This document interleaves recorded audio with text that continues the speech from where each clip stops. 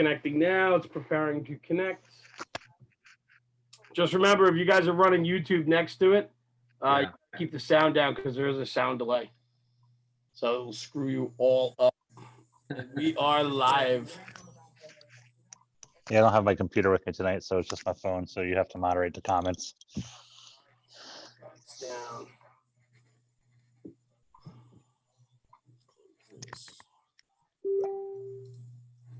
That's back up. We bring it up over here. You guys still there? I want to make sure the audio is working.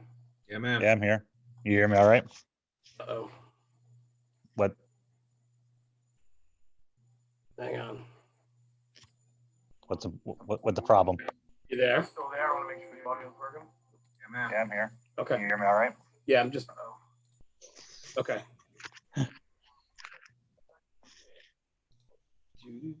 The joys of technology to make sure it all works. Yeah, it says you're live on YouTube and recording. I can see that. Yep. We're good to go.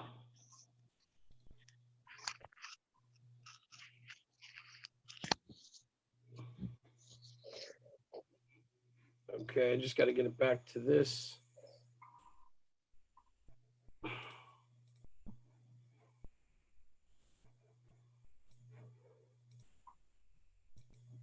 I don't know why this won't let me back in.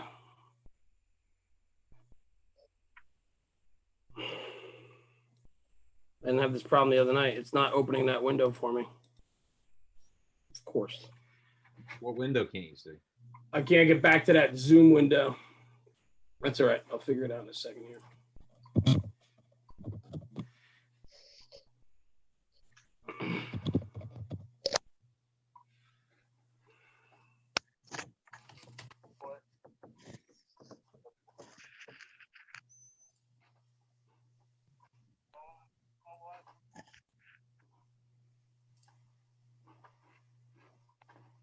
Cool.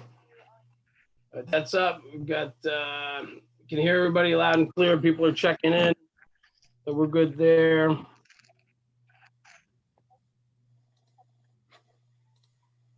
right. We'll get rocking and rolling here.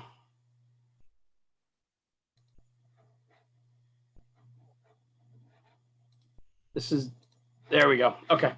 Back now. You guys got it? Yeah, ma'am. Everybody's in? I think so. All right, cool. I just want to make sure, is this thing on? Yeah, I hope it's on. I hope it's working. I hope everything is fine. So, all right, here we go.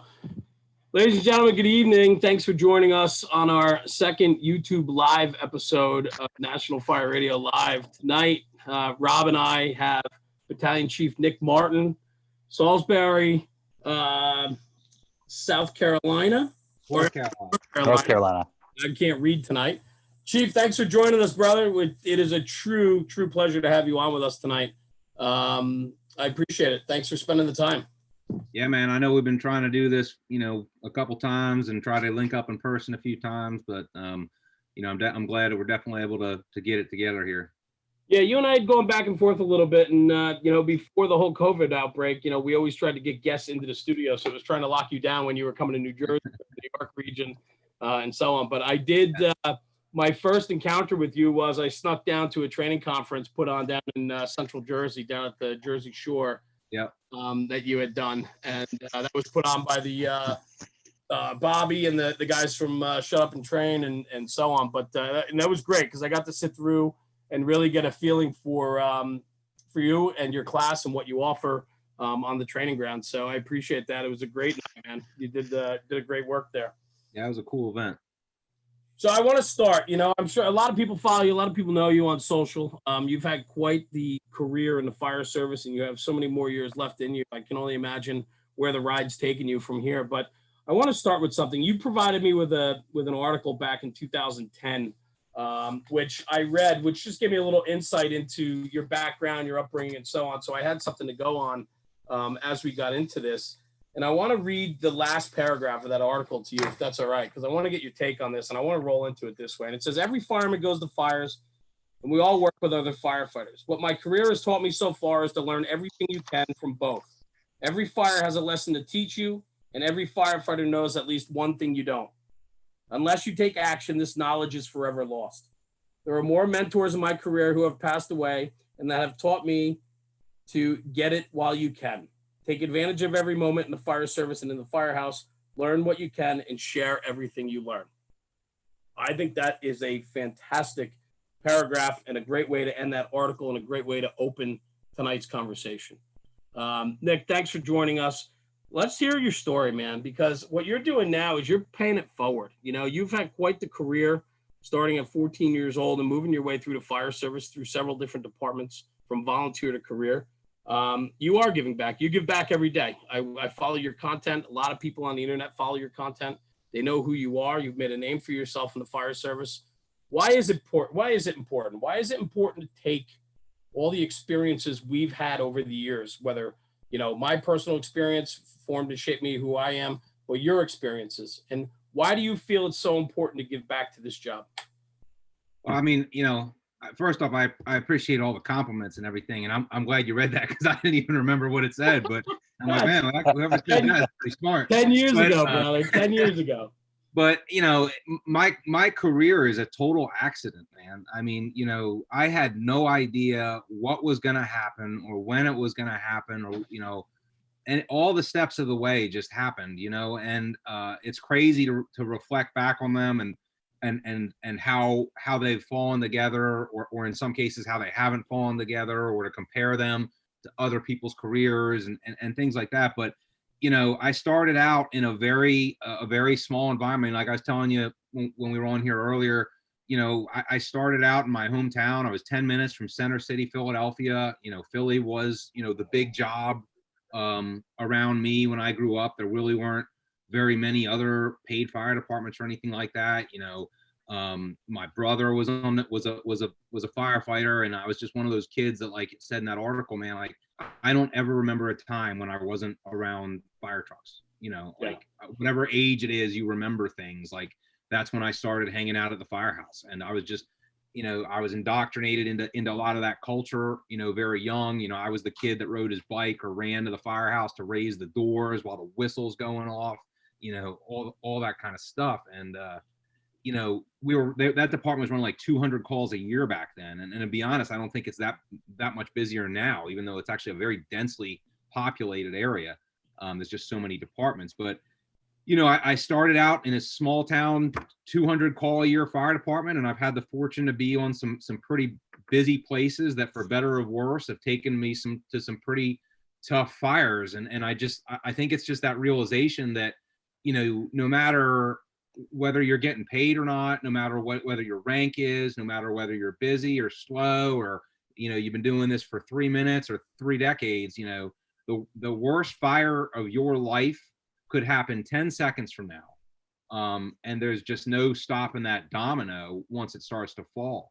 And having been a part of that a few different times and seeing that go well or not go well, you know, I think really kind of gives me that mindset. And I can't, you know, I don't know anything, you know, everything, you know, if I know something, then that doesn't tell you anything about me. That tells you about the people I've been around.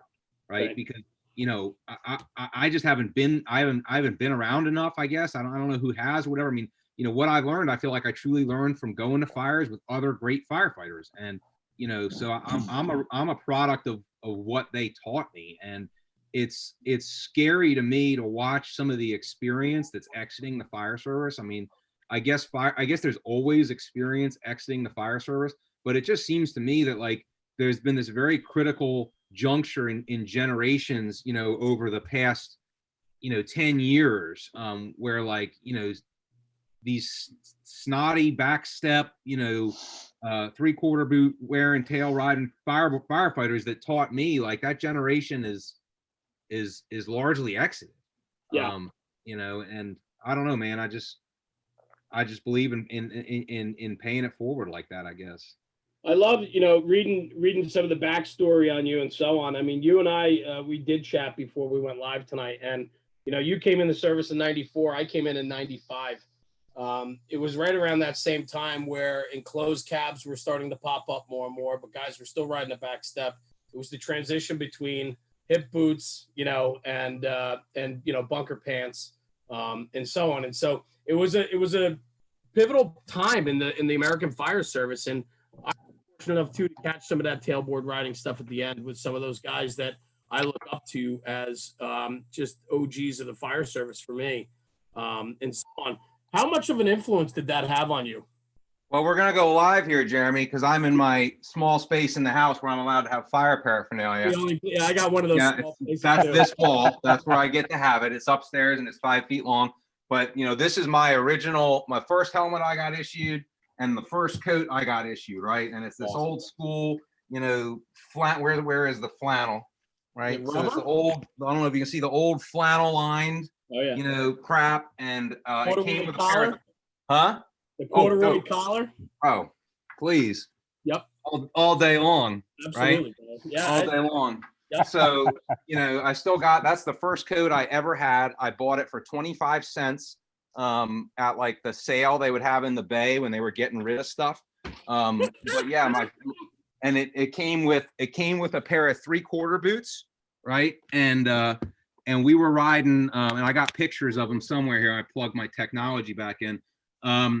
We were riding like Han and Persh fire trucks, right? And when I first joined, all of them were open cab rigs.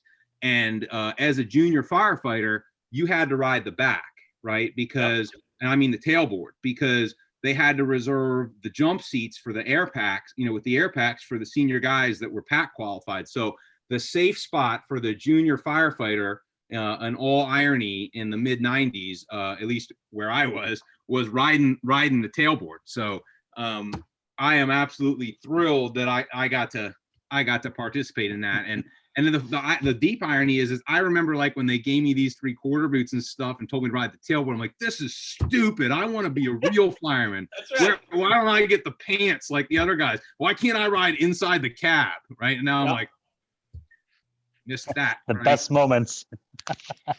Yeah. I love though too. There's such like a resurgence in this, right? Like I even see like young guys now with 10 years in that are like, oh, I want to get back to the way it used to be with those 3/4 boots and those long coats. Look at the culture of long coats. Yep. Long coats are back, man. Oh yeah. Oh yeah.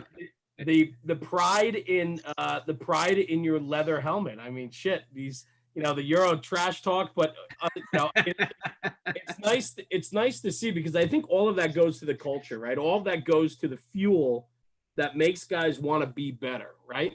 I mean, it's all that conversation. And I was fortunate, like you were, Chief, to be a part of that, at least catch the tail end of it where I was. Yep. No doubt. So, going forward, man, I mean, you grew up in a firefighting family, I believe, right? Your father, your brother? Yeah, they were both in the volunteers. My father and my brother both kind of, started, and honestly, my brother was in it. He was the first one, Okay. And then I got into it, and I think my dad jumped into it because, maybe because he wanted to impress his kid, I think, but he enjoyed it. That's good. And so that was in Pennsylvania, right outside of Philadelphia? Yep, Delaware County, Pennsylvania, Swarthmore, Pennsylvania. And then what? You realized that the road was going to take you down a career path, correct?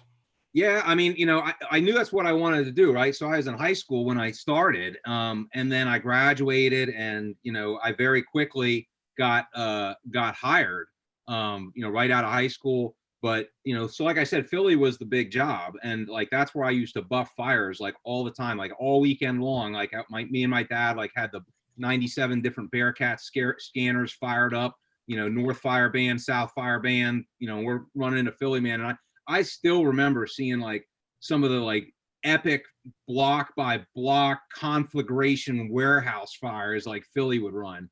But so back when it was late 90s, early 2000s, there was basically no way to get on there for me, right? I mean, they just weren't hiring. You had to be a city resident to even get an application, and it just wasn't going to happen.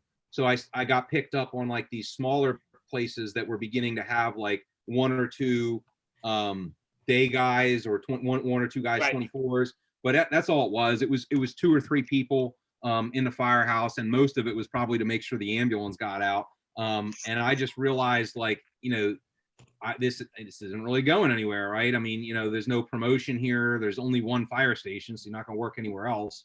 And we don't run very much. So, I was actually one of the first place I worked at, this place called Longwood in Chester County, Pennsylvania. One of the senior guys there, you know, was telling me how he used to go ride down in PG County at this place called Seat Pleasant.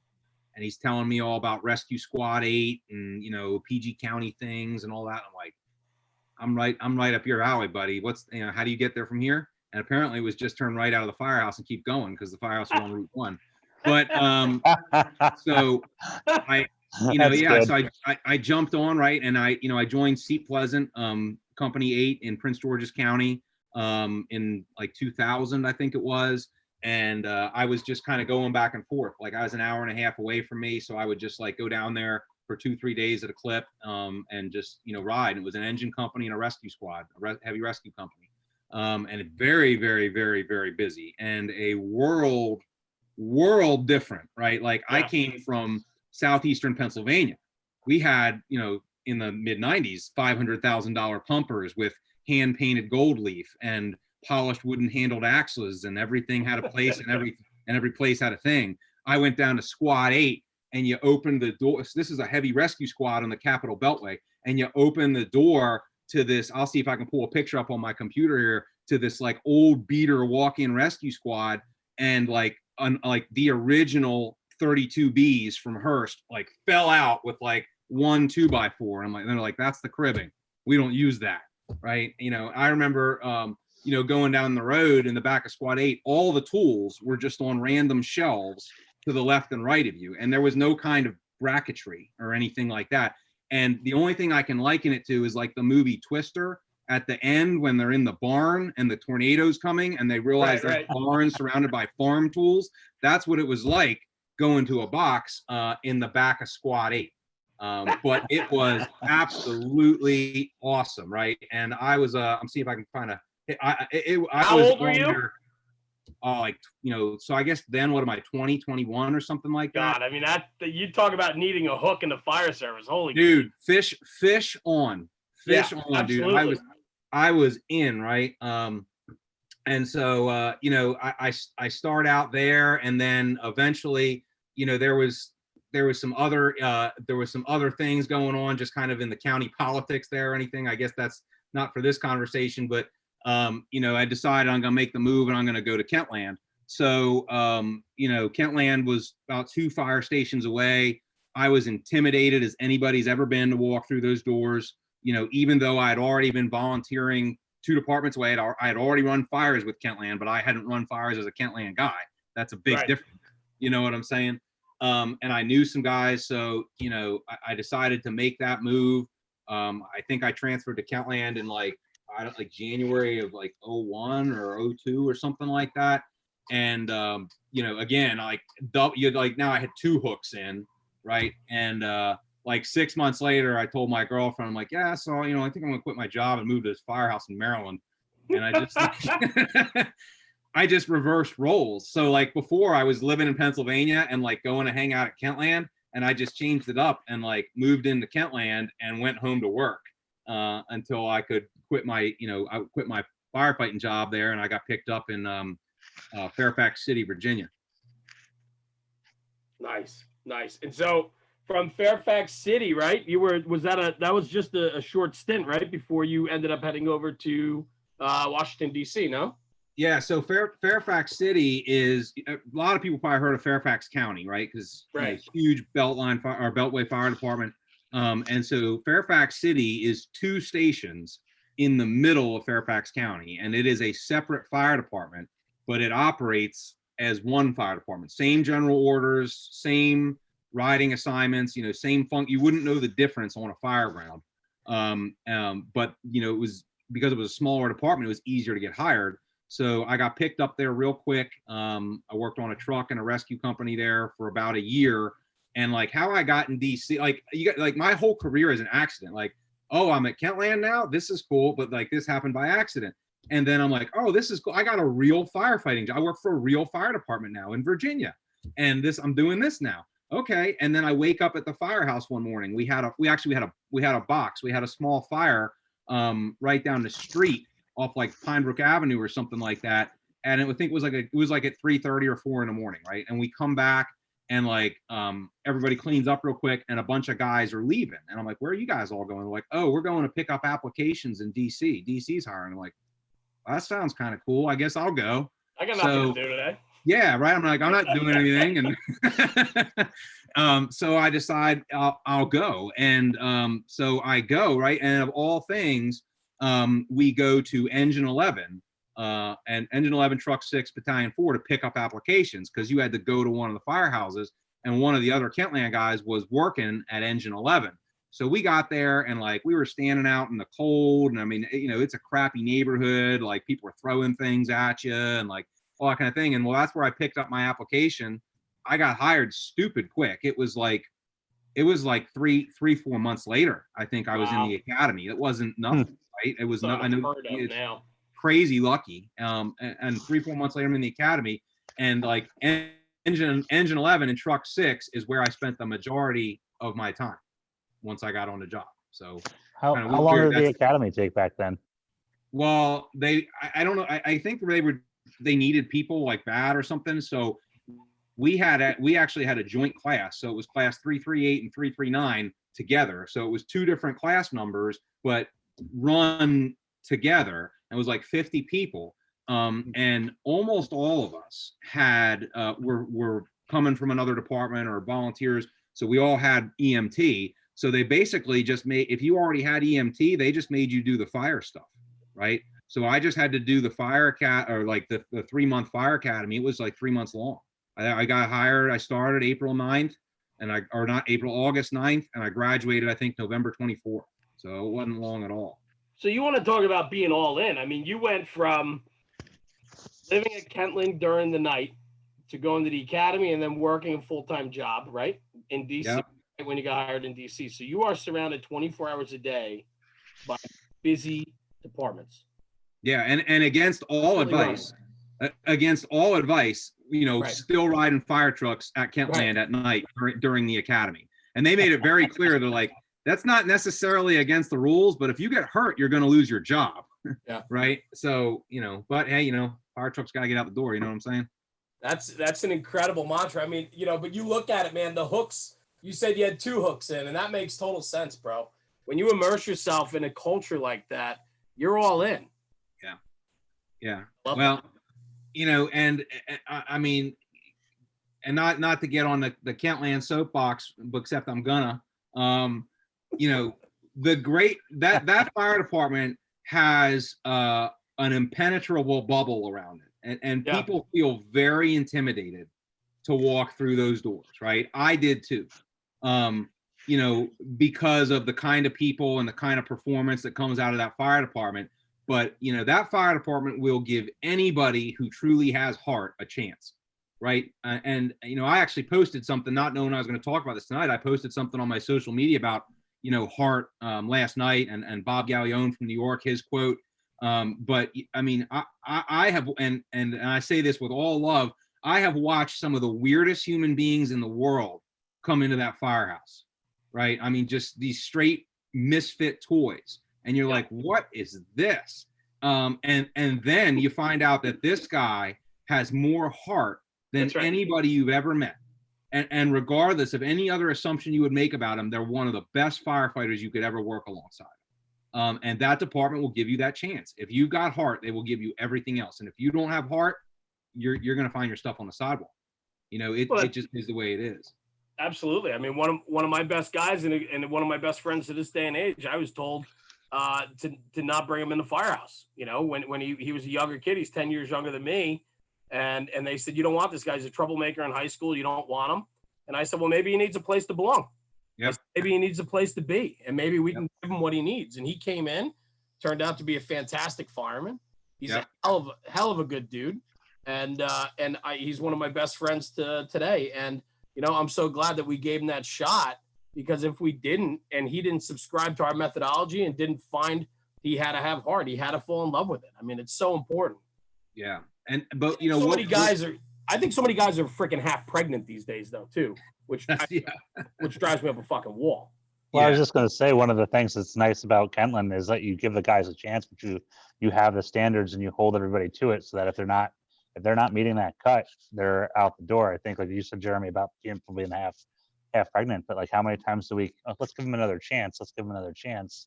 We do Let's it give all them the another time. chance. And then We the all- people who are there with the right reasons, they get discouraged because there's all these, you know, essentially people are shitbagging it. So, Well, it's the mentality too. Hey, we need people.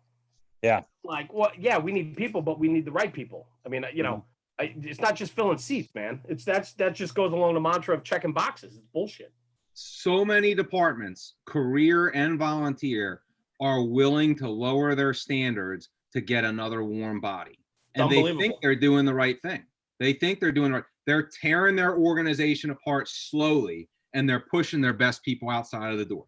That is just what happens.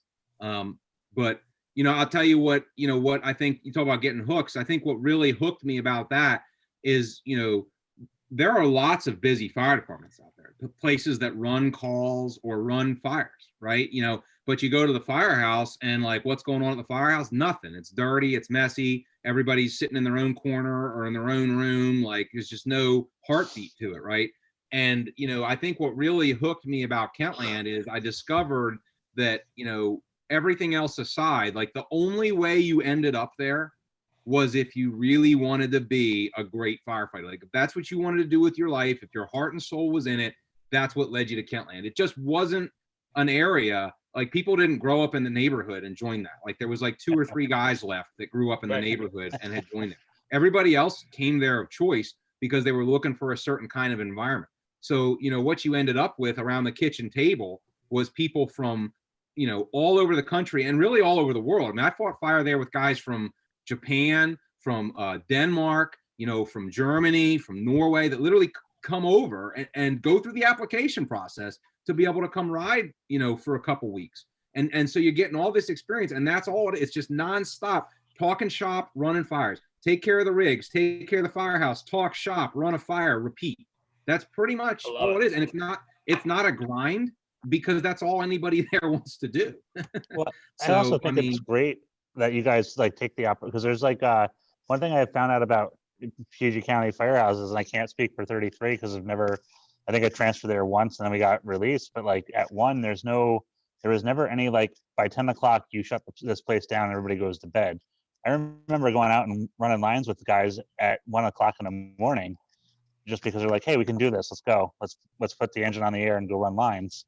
You'll see what the apartment complex looks like with cars in it instead of being empty during the day. And just that mentality, I think, is awesome to have. And a lot of people don't understand. There's not a set schedule. There's nothing that says you have to be in bed by 10 o'clock and the firehouse is to shut down with the sidewalks. Like it's the perfect time. And I don't know how many times I've seen social media posts for guys or even senior guys of the company coming back and they're like, oh, it's midnight, but you know what? Somebody's got a question about the bumper line. Let's go over it. Let's talk about the history of it and let's put it out there. It's a completely different time zone. Like it's 8 o'clock. Like they're probably just waking up right now. This is like breakfast time. You know what I mean? And it's kind of ironic because like, you know, years later when I had moved out, you know, and I would be getting off duty in DC. And so I would, you know, usually go to the firehouse, usually go to Kentland on my first day off and probably hang out till like 4 or 5. And really I had to roll out by 3 or 4. Otherwise outbound traffic, I wasn't going to make it home, you know, because of the traffic around there. The traffic down there is obscene. It's worse than. Oh yeah. It's terrible. Yeah. So, but I would come in, like I'd get in from work. Like I get there, I get to Kentland about 6 a.m., 7 a.m. after getting relieved, and everybody's in bed, you know, because they were up till 3 in the morning pulling lines or whatever from the night before. So maybe some of them would start, unless we ran calls, unless we caught a bunch of runs, you know, maybe some of them would trickle out of bed around lunchtime or something like that. But it would be funny because because of that schedule, I could be there from 7 a.m. till 3 p.m. and almost not see anybody. Yeah. Unless we ran runs, because it was just wasn't the heartbeat time. Like, you know, but I love it. And this all screams culture, man. Like you said, there was a bubble. There's a bubble around 33, right? And the people who want to be there are the ones that are making this happen. You don't have anybody that doesn't want to be there. yeah. You know? And so, Nick, let's talk about culture a little bit, because I think you probably went through a culture shock when you got down there. You said you went to see Pleasant first, 8, right? And then from to Kentland, and then to move on. I mean, then you went, you know, you're still a Kentland member, but you're, you know, DC, and then from DC you go down south, right, to South Carolina, end up in North Carolina, right? So Yep.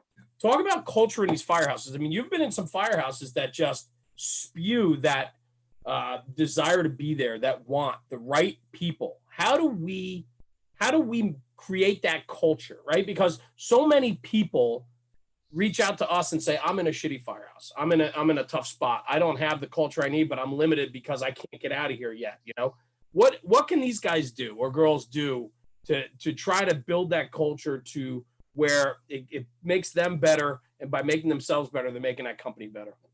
I mean, it's a tough thing to deal with. I know I dealt with that at points in my career. It's why I made some of the moves that I did. Yep. But I think the biggest error that people make is trying to worry about things that they have no ability to change. Right. Talk about that.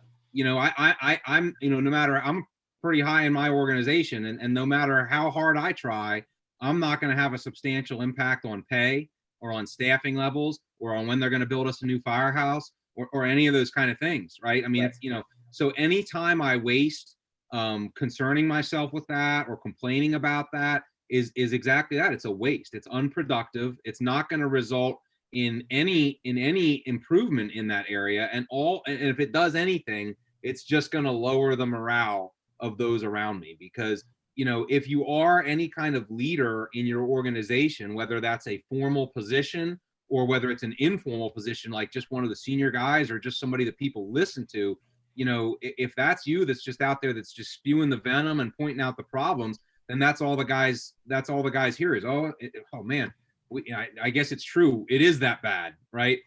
So, I mean, all you can worry about is what you have to control. And I mean, I think that concept that each of us has a sphere of influence that you can control. You got to worry about your own front step, man. I mean, if you're a probie backstep firefighter, honestly, right now, about the best thing you can worry about is you. What's your skill? What's your setup? What's your performance on a fire ground? But you got to worry about you, right? You're as a rookie, you're not going to change anybody else right now. Now, if you start doing really well and you carry yourself in a certain manner and your performance on a fire ground is at a certain level, people are going to start paying attention, right? And maybe now you can take that to your company. Maybe now you're the senior guy on your company. Maybe you promote to driver or lieutenant or something like that. And maybe now you can take your individual passion and bring it to 3 or 4 other people at a company level, right? And now maybe the tide's rising, right? And the rising tide lifts all boats. And see, that's where change really hits the ripple effect, because you got to understand, when you get better, either as a company, as an individual, or as a department, the fact that you are better is in comparison to somebody else. You are better than somebody else. You got to realize that's uncomfortable for this guy. That's you right. know what I'm saying, right? So when you step it up, the other people around you have 2 choices, or I guess they really have 3 choices. They can say, yeah, I guess we suck now, which most people aren't going to accept. Or they're going to say, no, you get back down here with us. Come back down to where we're comfortable, right? Don't you go raising the expectations here for everybody. Or they step up their game. That's right. Right. And there's a lot of contention and a lot of drama in the Beltway Fire Department sometimes. PG County, you don't have to look very far to find that in PG County. But what I will say there is that was always the environment where the rising tide lifted all boats, right? We had all kinds of weirdos and slugs and problems and things like that. But all in general, when somebody stepped their game up, everybody else stepped their game up. There wasn't this bitching, or there wasn't this no, you come back down here, we're not going to be that good, that kind of thing. And so that's why I think, one of the things that really shocked me about that area, or really I think I'm so glad that I got to be a part of, is the speed and aggression and competitiveness in those departments. Competition is good. Lose, if you're a homeowner whose house is on fire with their kid trapped inside, having a couple engine companies compete for putting your fire out is a pretty good thing. It's like the gangs in New York, man. You kidding me? Yeah. Who wants the job? Who wants the pipe? Absolutely. You ever notice one of the numbers on the front of those jerseys, or what? It's a 33, right? Is that right? Yeah, look, watch it again. I will. That's fantastic. That's good, man. I like that. Well, I think it's contagious, man. You gotta, before you can really worry about the institution, you got to worry about yourself. And one of the comments, Dennis Riley on our chat says, sometimes you have to focus on yourself and what you can do to improve yourself before anything else. You know, Yep. I think sometimes it's easier to cast doubt or throw stones before you got to look at yourself and say, man, I got to pick up my game. I have no right to bitch and complain if my game's weak. Absolutely. I mean, what you don't have a leg to stand on. You don't That's have a right. leg. You don't have a leg to stand. You got to always. And we were talking about it before. You know, dirty laundry or whatever. I mean, you know, look, you can't be around the fire service for very long and not have had a fire where you screwed up, or not have had a personnel issue, or not have had some kind of egg on your face, right?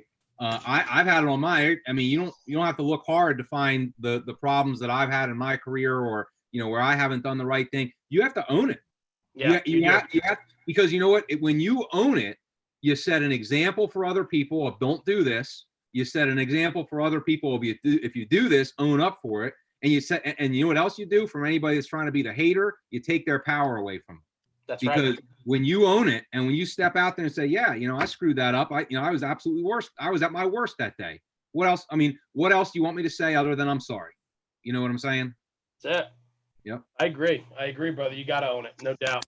And to get where you are this day and age, I mean, that's really the lessons learned, right, over time. And, you know, coming up through these companies, Kentland and DC and so on, and some busy houses in DC, I mean, tactically speaking, you've been through a lot of fires. You've done a lot of different work, every type of discipline you could imagine. And being in these departments, I mean, Kentland, I think they're doing what they were like upwards of like 7. I remember, because you and I are similar, like I didn't even know the whole bunking program was a thing, right? When I was in high school, I didn't even have an email address. The internet had just come out like my senior year of high school, and then I go off to college. So I didn't even know PG County existed. I probably would have been down there in a heartbeat, you know, Yep. and so on. So that's an interesting conversation for me because, you know, I was at LaCroix, by the way, just in case anybody's listening. That's mine or not. Mine or not. But I'll say though, you know, you've had this ability to find yourself and put yourself in departments that I think pushed and challenged you as an individual. Yeah, I mean, and like totally by accident though, right? Like all I knew was I wanted to go to more fires and I wanted to get more experience, right? And that led me to Kentland. And then so because I wanted to go to fires and more experience, and there were a lot of senior DC guys at Kentland, like that led to me like, oh, I'm gonna go take that test, you know, when the application, when that morning when I found out they were taking applications, you know.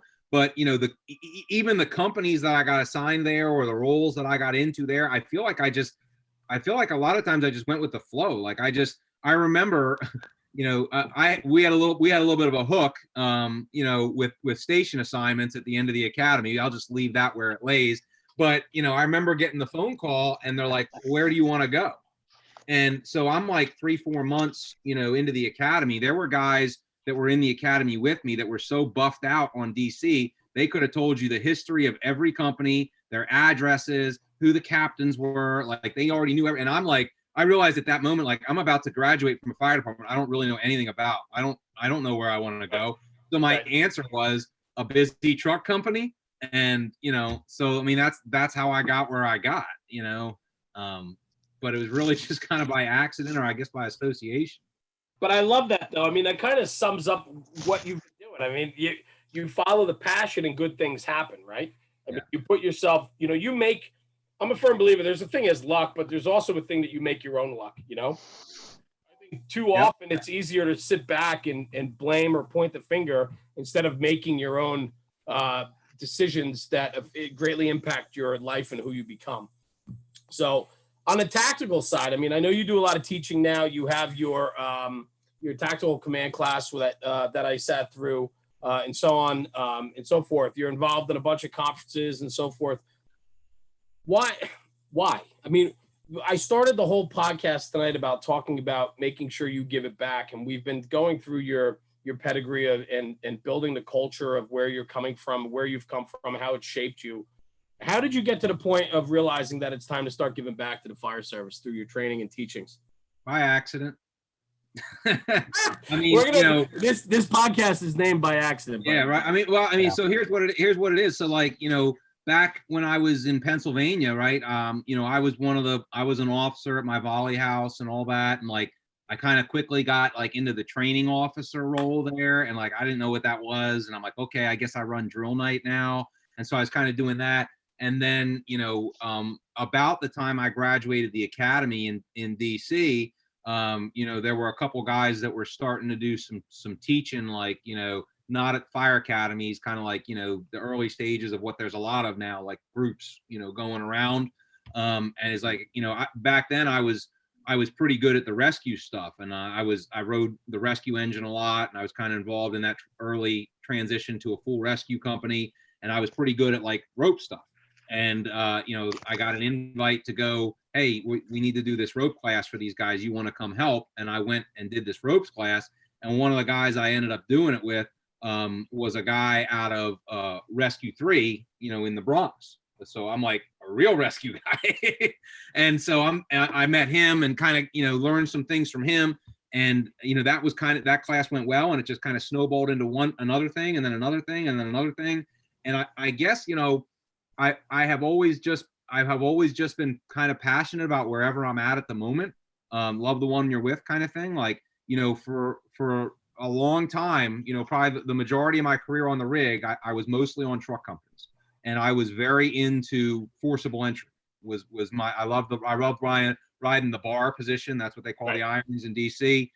So I loved running the bar. And I loved the forcible entry challenges, and I loved like the thinking of it, and like all that kind of thing, and like the just like kind of like the physics or the mechanics of it. And so I got involved in teaching like a lot of forcible entry, and I did that for like a long time, teaching on the road, hands-on and classroom stuff about forcible entry, because that's like what I was doing at the time. And so I still have a lot of passion for that kind of stuff. Now I'm going to talk about that in a thing on Saturday, forcible entry stuff. But now, I'm kind of doing that with the command thing, and there's a whole story kind of behind that. But I've been a career battalion chief now for like whatever it's been, 8-9 years or something like that. And I'm very passionate about that position and what I think it's not being and what I think it should be. And that's kind of what I'm speaking at now. So I guess what it is, why I'm, I guess I'm just like a loud Philadelphia person, and I like to yell about what I'm fired up about. So training was a natural in for that, I guess. I get it. And you've been training with some of the biggest names in the country, man. I mean, and that's the thing. I mean, I love running in these circles. I love sitting here tonight and catching up with you and really learning your story. I mean, you and I've only met once before. We've chatted a bunch, but it's fun to sit here and learn. And I was telling Larry last night on our podcast last night that we did with Larry DeCamillo out of Houston and Stafford, Texas. I told him, I said, this is a selfish endeavor for me, because I have the ability, we made this platform, and Rob and I have the ability now to sit down and talk with people, and we formalized what we enjoy doing. And for me, it's a freaking home run, man. And the fact that we can bring your story forward tonight and so on is just truly awe-inspiring for me to be able to do that and to facilitate that and get it out there. So I do appreciate everything that you're doing for us tonight, being here and so forth. Moving on, man. Let's talk about your DC days, and then on to bigger and greener pastures, maybe, or maybe not. Moving out and going down to South Carolina, and then that was the city of Columbia, and then from Columbia you went to Salisbury, North Carolina. Currently, you're a battalion chief in Salisbury, North Carolina. Yep. How's that going? It's great, man. I mean, I guess it all kind of starts back in DC and following the accident thing. I can see some guys asking, why'd I leave DC and stuff like that. I get asked that all the time. So, I guess what was it? It was like 2012, 2013. I just made lieutenant. I had just been promoted from sergeant. I'd been a sergeant on, like Truck 7 and in the 2nd Battalion, and I was having a great time. And it was some very challenging times for DC. If you want to Google those times back then, we had a very vindictive fire chief. He had basically done some kind of shady retirement and then shady rehire into the fire chief. It was kind of a whole shady. I can love that I can say this now because I don't work there. This whole shady mayor fire chief thing, and this guy was a straight zero. And I mean, I was watching him ruin people's lives, right? I mean, I had friends that were getting demoted for wearing the wrong t-shirt, you know, great fire officers that were getting like transferred. See, what you don't realize about a big fire department like that is there are all kinds of holes they can put you in, right? You know, there was a rank all the way from firefighter to deputy fire chief in the logistics division. You know what I'm saying? So, I mean, they could find these, you know, I had offices, I never knew what they did, like professional standards. I don't know what that does, but they would find these holes they could put you in. And if you rocked the boat, then they would put you in one of these holes and nobody ever heard from you again. Right. It was like that movie where John Candy's in the armored truck thing and he's at they put him out at the dump or something. I make too many Armed and Dangerous, man. There, just when I think I'm making too many old movie references. That is a classic, brother. Yeah. I don't Eugene Levy, man. But you know what I'm saying? So I was worried they were going to put me in the dump, you know? And so I'm watching these guys get demoted. It was miserable. I mean, everybody was walking on eggshells. I mean, it was a terrible couple of years and you never knew when it was going to end. Right. Well, and like, didn't he stalk the fire? Like, I mean, I remember that was one of the things I remember reading it and I asked the guy that worked down at, I think it was like 33 and truck 8. And they said like, he's like, went around just stalking firehouses, like, and then he had other people going around, like in a like undercover, just to see what the guys were doing. And I also I think they had that whole like, let's get a violent neighborhood and we'll stop the violence by putting firefighters on street corners. Truck 13 and truck 17 are literally getting shot at with assault rifles, right? And I mean, just sitting out there soft posting, So I mean, and so you didn't know when it was going to end, right? Because like, you know, the mayor was about to they thought reelected, and okay, so this guy's going to get 4 more years. And see, like, people look at their job 2 different ways. A lot of guys are like, man, I got 10 years left till I can retire. And I was literally in that position. I was thinking to myself, I'm like, you know, you only get so much time to do this job, right? I only get a certain amount of time in my life where I'm going to be at the age, you know, in the physical shape where it's going to be my time to ride fire trucks, where it's going to be my time to do this job. And like, this is going to be my time, you know, 5-10 years, you know, I'm going to go be the toilet paper king, or I'm going to be soft posting on a ladder truck that runs 200 calls a year. You know, I mean, like, so I just, you know, I just feel like I was about to miss it. Right. And so it was a pretty down in the dumps time to be on the job there. And, you know, don't get me wrong. Like, everything else was great. You know, all the guys in the firehouse, everything else was great, but like the administration was ruining it for everybody. And so, you know, I was teaching and I go to this place called Columbia that I had never heard of in my life. And I taught a week-long ladder company school. And I went down there and it was in South Carolina and there were palm trees and it was 80 degrees in February. They didn't have to be EMTs. They didn't run barely any medical calls. And I'm telling you, every morning that these guys came into class, they were talking about a fire they were on the night before. I mean, I was like, you guys run fires like that? I didn't know this. Right? So, I mean, they're running fires every day. And they loved it. They were you know, so I was coming from this work where everybody's miserable and I'm watching these guys that are just beaming sunshine, you know, all day long. Right. And so I'm like, man, you know, and, you know, I remember going back home after the class and talking to one of the other guys who was a DC fireman that had taught with me. And we're like, dude, shouldn't we just quit and go be firefighters in Columbia? I mean, I don't think we were really serious, but we were talking about like just quitting and going down there to be backstep firefighters. And then, you know, so it was about 7 months later, 7-8 months later, I get a text from one of my buddies and he's like, hey, did you see this? And they're hiring a training chief. And then I get a phone call from one of the assistant chiefs. And he's like, hey, did you see we're hiring a training chief? And see, here's a thing that a lot of people don't know. I discovered this when I applied for some jobs. A lot of these jobs are decided before they post the application. In case you ever thought that was true, but you didn't have confirmation, I'm going to confirm for you that that's true. Right? Is that a lot of times?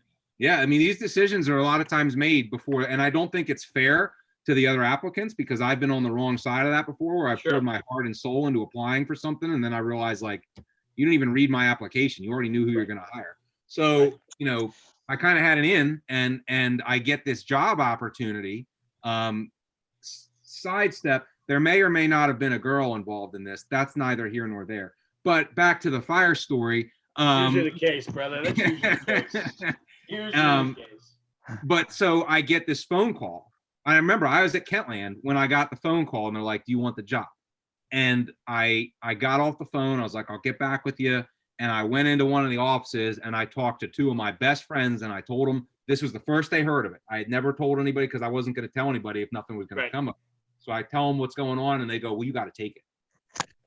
And so I guess that's when that was the nail in the coffin. Right. And, you know, in hindsight, did I make a good decision? I don't know. I mean, it's hard to look on your life and say, nah, my life's been a series of terrible decisions. I don't think that's emotionally healthy. But, you know, would I have been great in DC? Should I have stayed in DC? Yeah. I look at a lot of guys that, you know, I was kind of, you know, neck and neck with, you know, and those, you know, we were kind of on the same career path, and those guys are, you know, captains or battalion chiefs, or they're still lieutenants, and they're on great companies and they're having a great time. The union there is a phenomenal group of people. They really support their guys. They really take care of their guys. They do great things for them. The retirement system is great. I mean, you know, it could have been, you know, I wouldn't have lost any sleep over staying there. You know, I think that, you know, I don't know that I would have the experience that I have now if I had stayed. I think I would have run about 8-9 more years worth of medical locals and box alarms and gotten the associated experience with it. But, you know, I've gone to a lot of fires since then, but aside from going to fires, I've had the opportunity to build fire trucks, write policies, change fire departments, you know, and, you know, really have my hand in a bigger picture that I feel like, honestly, and this probably just sounds like a bunch of altruistic bullshit, except I mean it. You know, I truly feel like I'm making a change that's going to better serve the generation that comes after me, right? No, and I love that, and I think that's the crazy thing about life. You never know how it's going to play out, man. And I'm a firm believer. I don't dwell, right? You make a decision, you move on, right? You can't dwell. And I think though, my question I wanted to ask you was to take all the experience that you have and then to walk into a new department in a chief position, right? I mean, you bring so much with you. How accepting are departments for your views, points of view, and where you come from? And then also you maybe having to compromise. And how difficult is it for you to compromise maybe some things that you're not wanting to or willing to compromise, but you have to because of the transition? Uh-oh.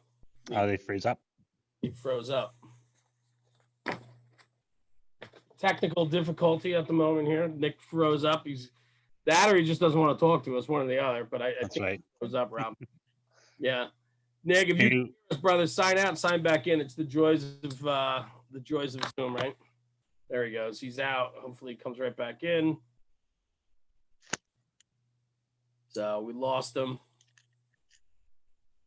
Everybody that's watching, we absolutely appreciate the incredible viewership we got going right now. It means the world to us. And, Nick's killing it, man. Some good stuff.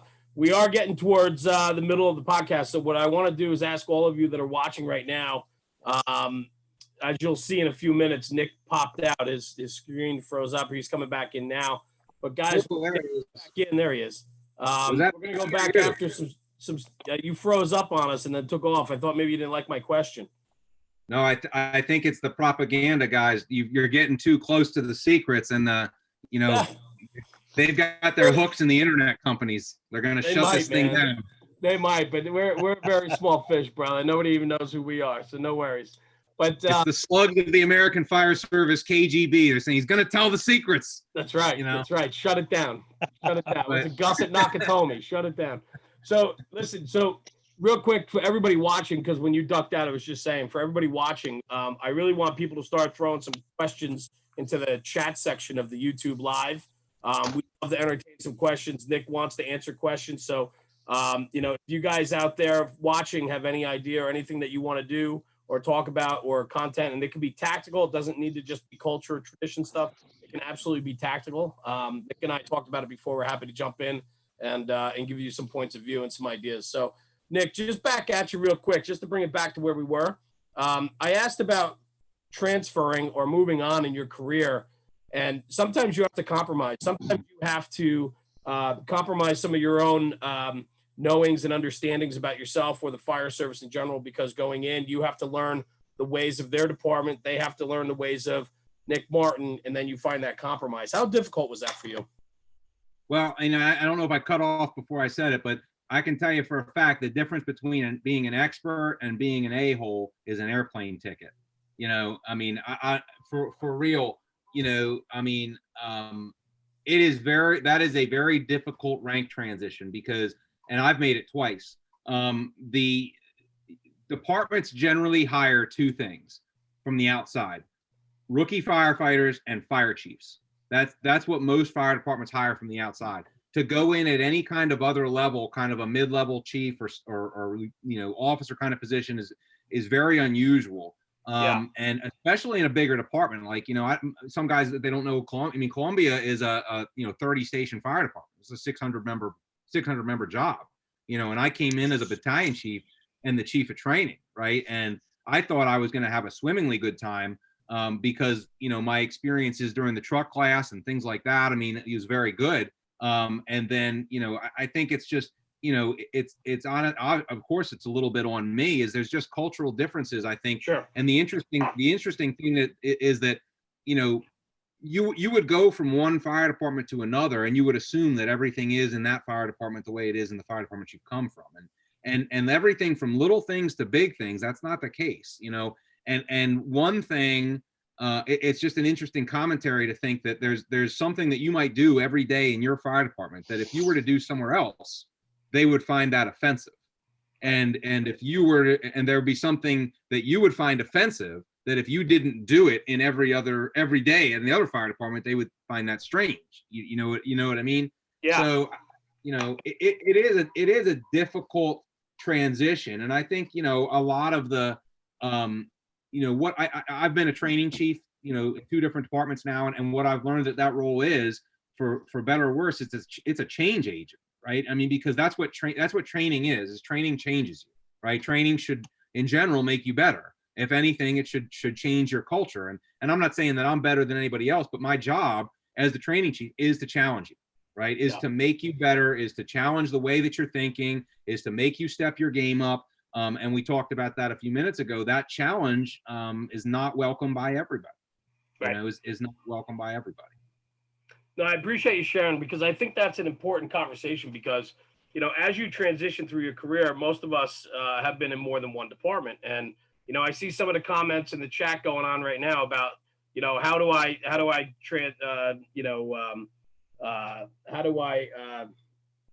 transition well? How is, you know, how do we find a connect between what I know and what they know, and being able to maybe swallow your pride a little bit to, you know, to learn their ways before you can excel. I mean, those are all conversations that happen daily. So going forward, brother, you know, I was going through some of the pedigree. I sat through your class. Being a chief in Salisbury these days, you still get to go to fires. You still get to be a fireman. I had to turn it down a minute ago. If You we don't get to have to fire turn right it now, I hope you guys have another conversation planned.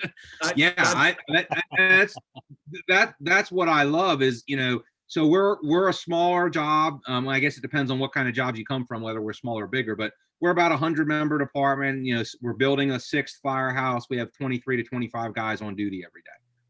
You know, and run about 8,000 runs a year as a department. So, you know, that is a smaller fire department than Columbia, and it's a smaller fire department than DC. But what that means is, for me, that I have more opportunity to have involvement in things that somebody in my position in a larger fire department might not have their hand in.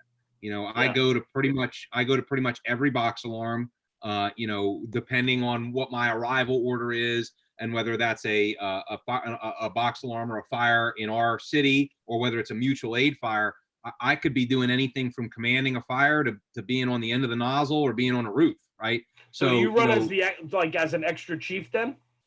Yeah, so we have an on-duty battalion chief, and then we have like the off-duty battalion chiefs and off-duty training officers basically share a rotation for battalion 2, which is kind of an on-call battalion, and then myself and all the other staff chiefs, you know, are basically by the books on call 24/7, but basically try and kind of be, basically, lack of a better term, be around as much as you can and take turns kind of giving each other breaks. So Yeah. you're kind of like always on call, basically. And I, if you haven't figured it out by me, I love that. I mean, that's what I want to do. Of course. You got a buggy to take home, or? Oh yeah, it's I was pointing out the window. Yep. So we all take home cars. Yep. Do you live within the city limits or close by? I live in the county, so I live in a mutual aid fire district, but Gotcha. I live a quarter mile from the city line. But if a box goes out for work, I mean, you can pick up and go.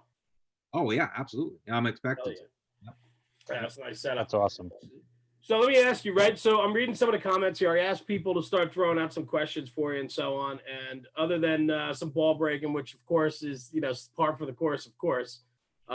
He says, Corey asked, as a chief, how do you balance being a fireman and being a chief, but still showing you love being the best and not ignoring your admin duties? So I guess it's the balance between the admin and being an aggressive fireman.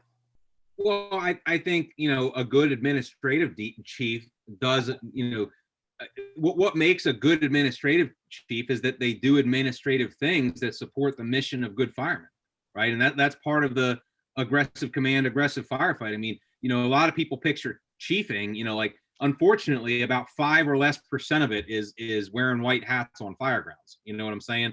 The rest of it is in the firehouse and setting up an organization that is going to be desirable to be at, that is going to attract firefighters that are going to perform good service. And firefighters that perform good service are people that are ate up with the job.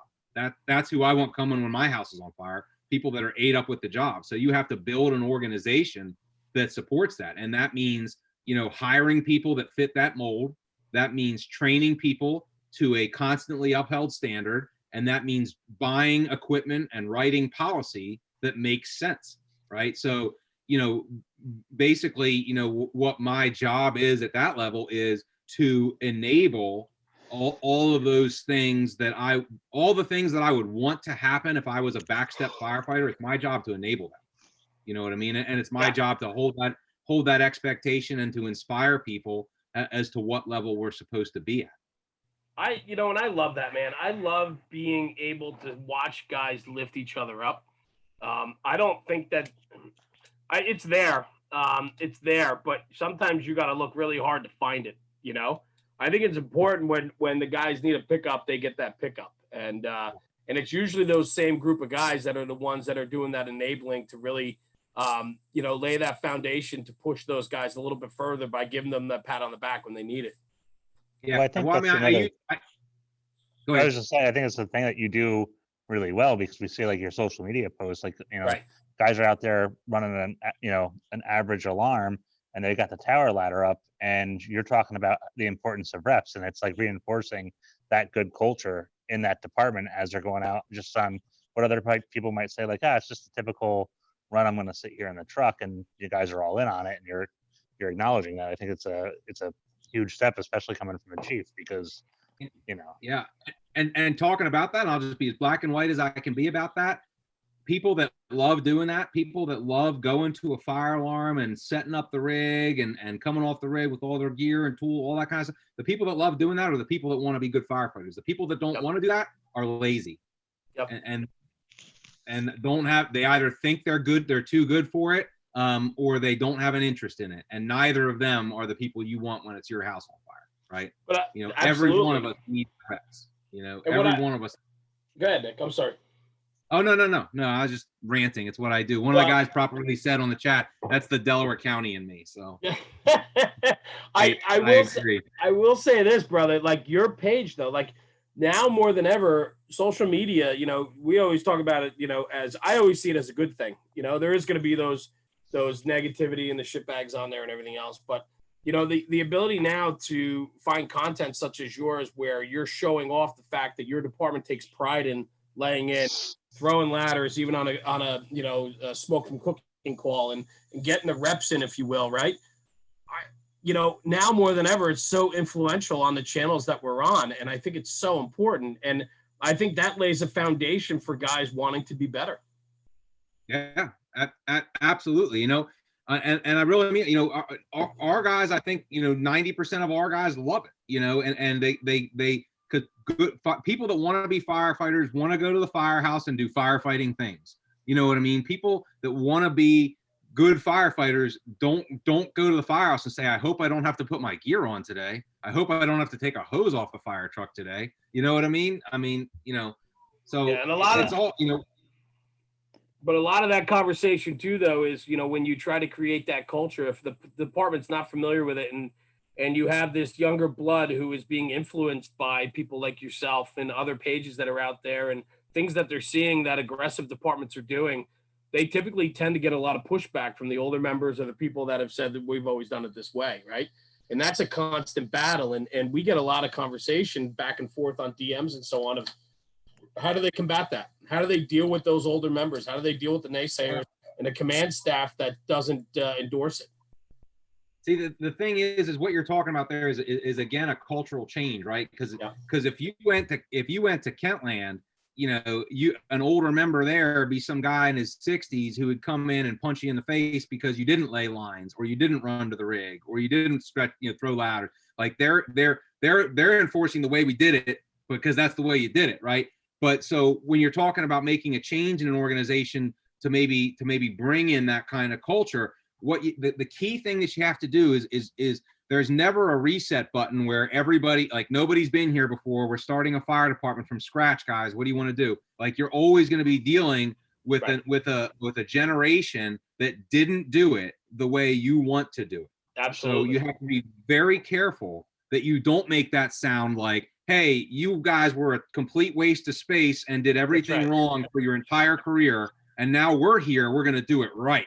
You get what I'm saying, right? You got to find a way. 100%. Yeah, you got to find a way to make the change without making the other guys feel like they did everything wrong their whole career. You know often you got to find the salesman in your department, right? You got to find that mid-range guy that can talk to the older guys and equate the understanding of the young guys, and they need to be the voice of reason to be able to get that out there and to educate the older guys as to why we want to make these changes, and educate the younger guys that it's not going to happen overnight. It's going to take some time to change a culture. Yep, absolutely. Yeah, you got. I mean, I am about the most impatient person I know, but you've got to be very careful. I imagine that probably Delaware County again, but you know, you got to be careful you don't throw the baby out with the bathwater. It's very easy to piss people off so much that your ability to lead the message is gone. You know what I mean? And when people will no longer listen to you because you're being too pushy, you're being, you're being too doomsday, or you're being, too much of an a-hole. When you lose that ability to carry the message forward, I mean, you're out of the leadership role because nobody's listening. Yeah. It's a constant struggle. And I think that the thing is, though, is that as much as a lot of guys want to instill the change, there's a really finite way of figuring out how to establish that change, and it takes time. Yeah. And I was just going to say, I think that's one of the things too, is to remind everybody, like, you have to, this is a long game when you're talking about changing culture. And I know, like, I like to use the example of my own department is that, I started going to Hyattsville, and next thing I knew, I was like, hey, like, there's this Minuteman load. It works really, really fucking well. We should use it.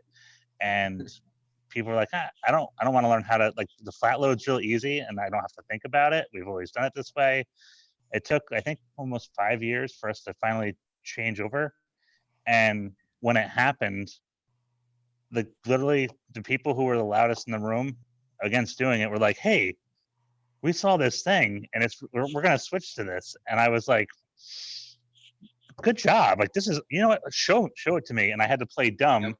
Yep. But it got the culture changing. And that was, like, I don't want to say anything like fell in the plate, but, like, that's what started getting guys to understand, like, hey, we're moving forward. And there were other things, the change in administration and promotions and everything else that started that cultural change to kind of make it about fires and not as much about the ambulance again. And it's just that have that long game in your sights, because if you don't, like, you it's very easy to get discouraged and give up, and you have to keep at it. Yep, that's 100% right. There's two good points in that, right? Whenever possible, let somebody else champion the change, and don't rub it in their face, right? So like I've had that exact same experience you talk about there. Like, you know, you've been talking about Minutemans for 5 years, and then finally somebody else is like, you know what, we should do this Minuteman thing. Let that ship sail. The worst thing you can do is say, I've been telling you that for years. Let me rub your face in this, because you're turning off, right? I mean, let them run with it. Let somebody else join you in championing the change. And the other thing that's it's if my wife's listening, she's going to say you're full of shit because you need to follow your own advice. But incremental change is better than no change, right? You know, it doesn't all have to be black and white. Like if you're here today and you got to be here, well, you know what? Getting here is better than staying where you're at. You know what I'm saying? And maybe if you can move it incrementally forward, you can get a little bit more buy-in. You can get a little bit more people to jump on the bandwagon, and maybe the remainder of that change will accelerate a little bit more quickly. But it doesn't have to be all or nothing. Because typically when you make it all or nothing in almost any scenario in life, it usually ends up being nothing. Yeah, you're gonna lose. Inches are always going to get the feet, and feet are always going to get the yards, and yards is going to get you eventually to a first down or a touchdown. So, wow, Rob, that's I like that. That's good. Write it down, Jeremy. You're going to forget it. I don't know how to write. I don't have my crayons with me. It's up here. Gee, let's move on here. Let's start talking tactical stuff. I mean, this is what you do. You love firefighting. You love getting snotty. You said with your current chief job added as the extra chief on the box, you can pretty much be assigned to any position on the fire ground, right? So Lido here, Mike Lydon from Boston, he's a friend, and he put up a comment, and it's a tactical question. He says he wants to know your take on how important the roof report is to the OIC and its level of importance. So the roof report to the OIC and the level of importance on the fire ground. Well, so rewind a whole bunch of steps to get there. Do it. When I'm in command of a fire, I'm an in the car guy, but I'll leave that where it lies and say that I'm a stationary command post guy. And I think that most chiefs probably in the 75+% range are going to establish command from some kind of fixed position. And what that means is whether they're in the front yard or street or in a car or out of back of a car, whatever it is, when you're in a fixed position, your view of a fire ground, regardless of what building type it is very limited. And so that means that, the remainder of the information, what you can't see yourself, you have to rely on getting from other people. So there are a couple of reports that are very critical in kind of establishing the tempo of the incident and the strategy and tactics of the incident. And that's, the on-scene report by the initial arriving companies, some kind of 360 report, or especially a report from a rear, interior report. And what I mean by that is like just kind of a real quick, what are the conditions on the floor? Chief, we're on the first floor, we got light smoke versus, hey, chief, we got smoke to the floor, things like that. And then the roof report. And where I really put a lot of emphasis on the roof report is on a flat roof structure. On a peaked roof structure, I'm not saying that you don't need to do it, and I'm not saying that it's not important, but the nature of a peaked roof structure, you can often see some of that from the street because of angles. You know what I'm saying? And one of the key things that you're looking for in the contents of a roof report regarding a flat roof building are things like dead loads or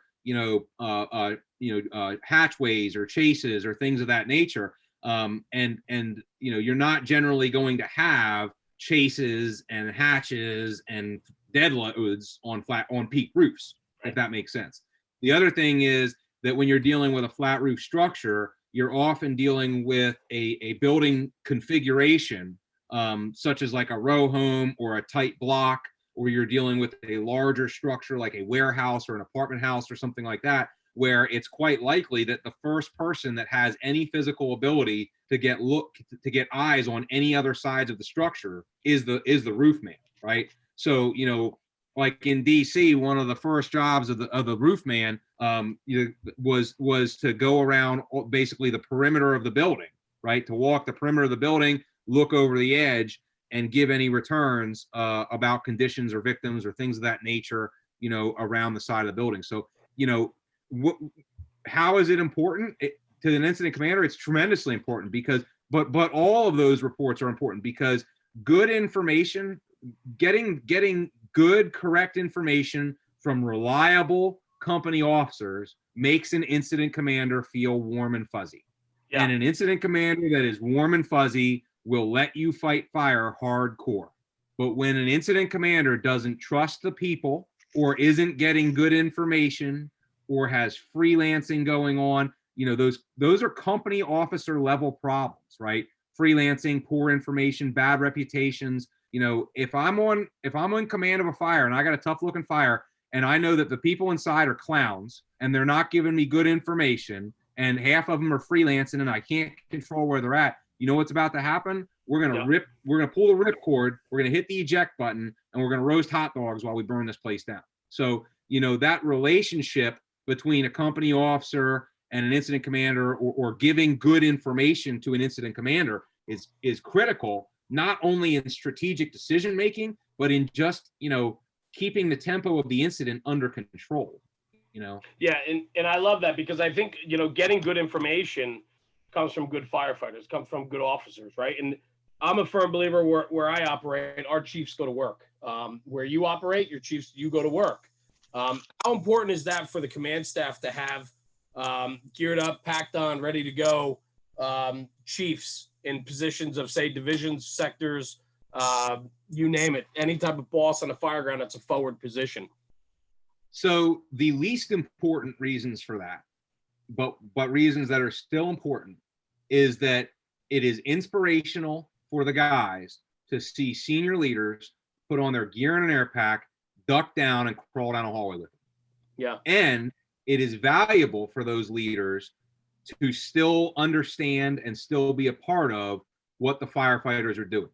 Because when that chief came down a hallway with you or made the fire floor with you, you know, 6 times last year, and now it's time to write a new policy, buy new hose, order new gear, or get a new fire truck, do you think they're going to be a little bit more oriented to what the right decisions are to make if their mind is still in firefighting and they're still participating in firefighting, right?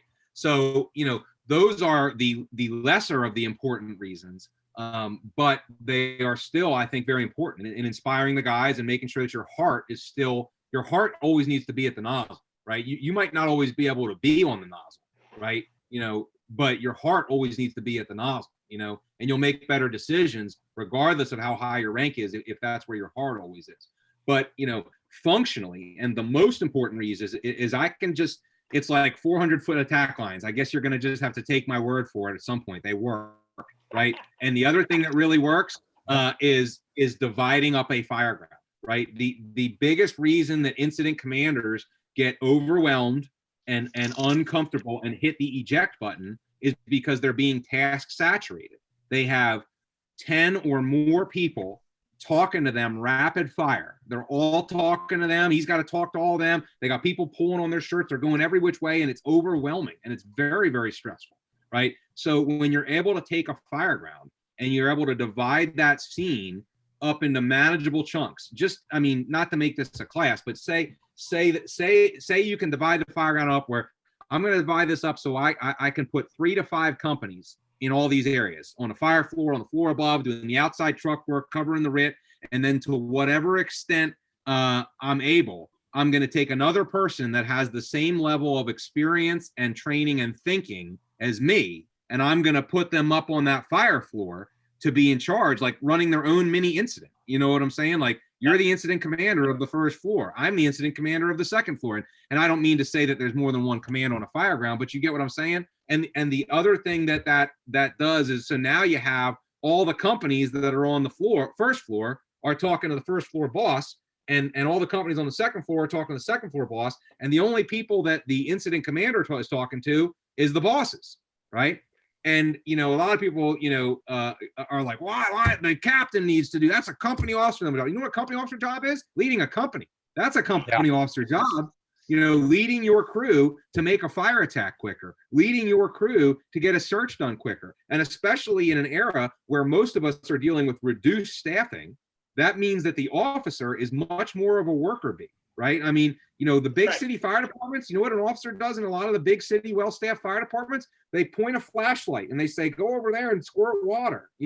Most fire departments don't have that luxury. Most guys are riding 3-person engines or 3-person trucks, where the officer and the irons are splitting to each cover a room, or the officer's going back to get more hose line, right? I mean, he's very engaged in the company level operation. Now, so if you're able to say, I'm going to take that monkey off your back, you don't have to worry about what's going on this entire floor. Just get your job done. And then you talk to me and I'll get you what you need. That provides a tremendous amount of relief to the company officer, and it provides a tremendous amount of relief to the incident commander. And it's like being the cheese in a grilled cheese sandwich, right? And everybody knows the cheese is the best part. I get it. And the thing is too, is like, even where Rob is, I mean, for God's sakes, I mean, most of you as an officer, you're doing a lot of grunt work. When you're on a 3-man truck company or a 3-man engine company, the boss doesn't have the ability a lot of times to be the flashlight holding boss. I mean, he's got to be thrusted into that position of control, backup, or nozzle, because he's got to get that line into place. We don't have that luxury a lot of times. I mean, across the country, almost every single department's running shorthanded. Yeah, absolutely. Yeah. So, all right, question wise, let's talk about some more tactical. 400 foot's a beautiful thing as the company officer. I love this. You're getting a lot of good feedback, Nick, on the chat here. Let's talk about your command class a little bit, if you wouldn't mind. I mean, I know you're a stationary chief. I know there's other people that believe in different ways of managing the fire ground. But maybe you can give us a couple more nuggets real quick about that class and a few of the other classes that you're offering right now, as a little teaser maybe for everybody listening as to what you're offering. Well, I mean, I guess, my big soapbox about the command stuff is, and it's just like I watch this comment feed on the side, and I scroll Instagram and stuff, every morning, and you know how it is, man. You can take one swipe on Instagram, and there's a picture or a video of a bunch of young bucks out in the engine bay, and they're getting after it. They've stretched lines 15 times today. They're memorizing streets. I mean, they're just like ate up with it, right?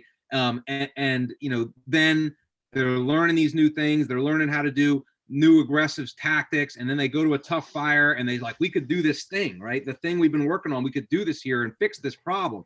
And so they go to the command post. They go, Chief, let us do this thing. What's the chief say? No.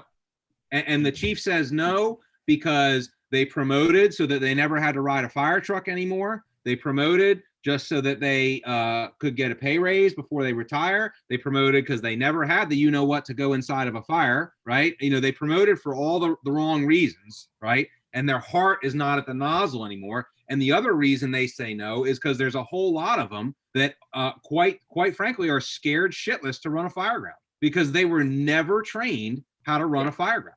They listened to the radio for 15 years until it was their time to be in charge. And now they're just doing what they heard on the radio for 15 years. But do they really have any idea what they're doing? No, because nobody ever taught them a system. And they're very uncomfortable, right? They're very nervous on the fire ground. They don't trust other people because they're scared to death. They're going to be in charge of a line of duty death. And I understand that fear.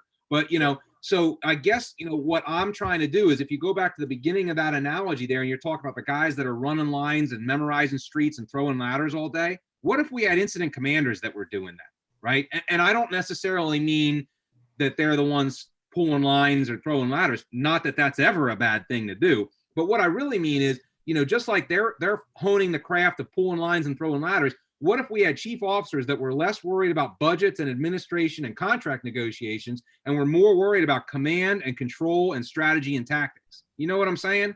Like, I mean, can you imagine if we had those two forces unite? Right? I mean, if you had an engine and a truck that were ate up with pulling lines, forcing doors, cutting roofs, throwing ladders, and you paired them up with a chief that sat in the office all day, maybe not sat in the office, you get where I'm going with this, and he's studying strategy and tactics, and he's studying fires, and he's practicing his command and control, and you put those two on a fire together, talk about an unstoppable force. Yeah, it's a win. And so many times I've seen that the limiting factor on a fire ground is not the companies, it's not the firefighters, it's the commander. Because we have allowed incident commanders to get so checked out and spend all their time sitting in meetings talking about bullshit, when they have no idea how to command a fire ground. And don't get me wrong, we need good contracts and somebody's got to balance the budget so we all get paid and all that stuff. But you can never forget that administrative drama will cause you a lot of heartaches, right? It can get you in a lot of trouble, but administrative drama will almost never kill a firefighter. You know what kills firefighters? Poorly run firegrounds, poorly prepared firefighters, right? And at the core of our mission as fire officers and fire chiefs, our primary mission is preventing a line of duty death. And most of that happens before the fire comes in. You can listen to the case studies, you can listen to the audio, you can listen to some of the things I talk about in that class or whatever.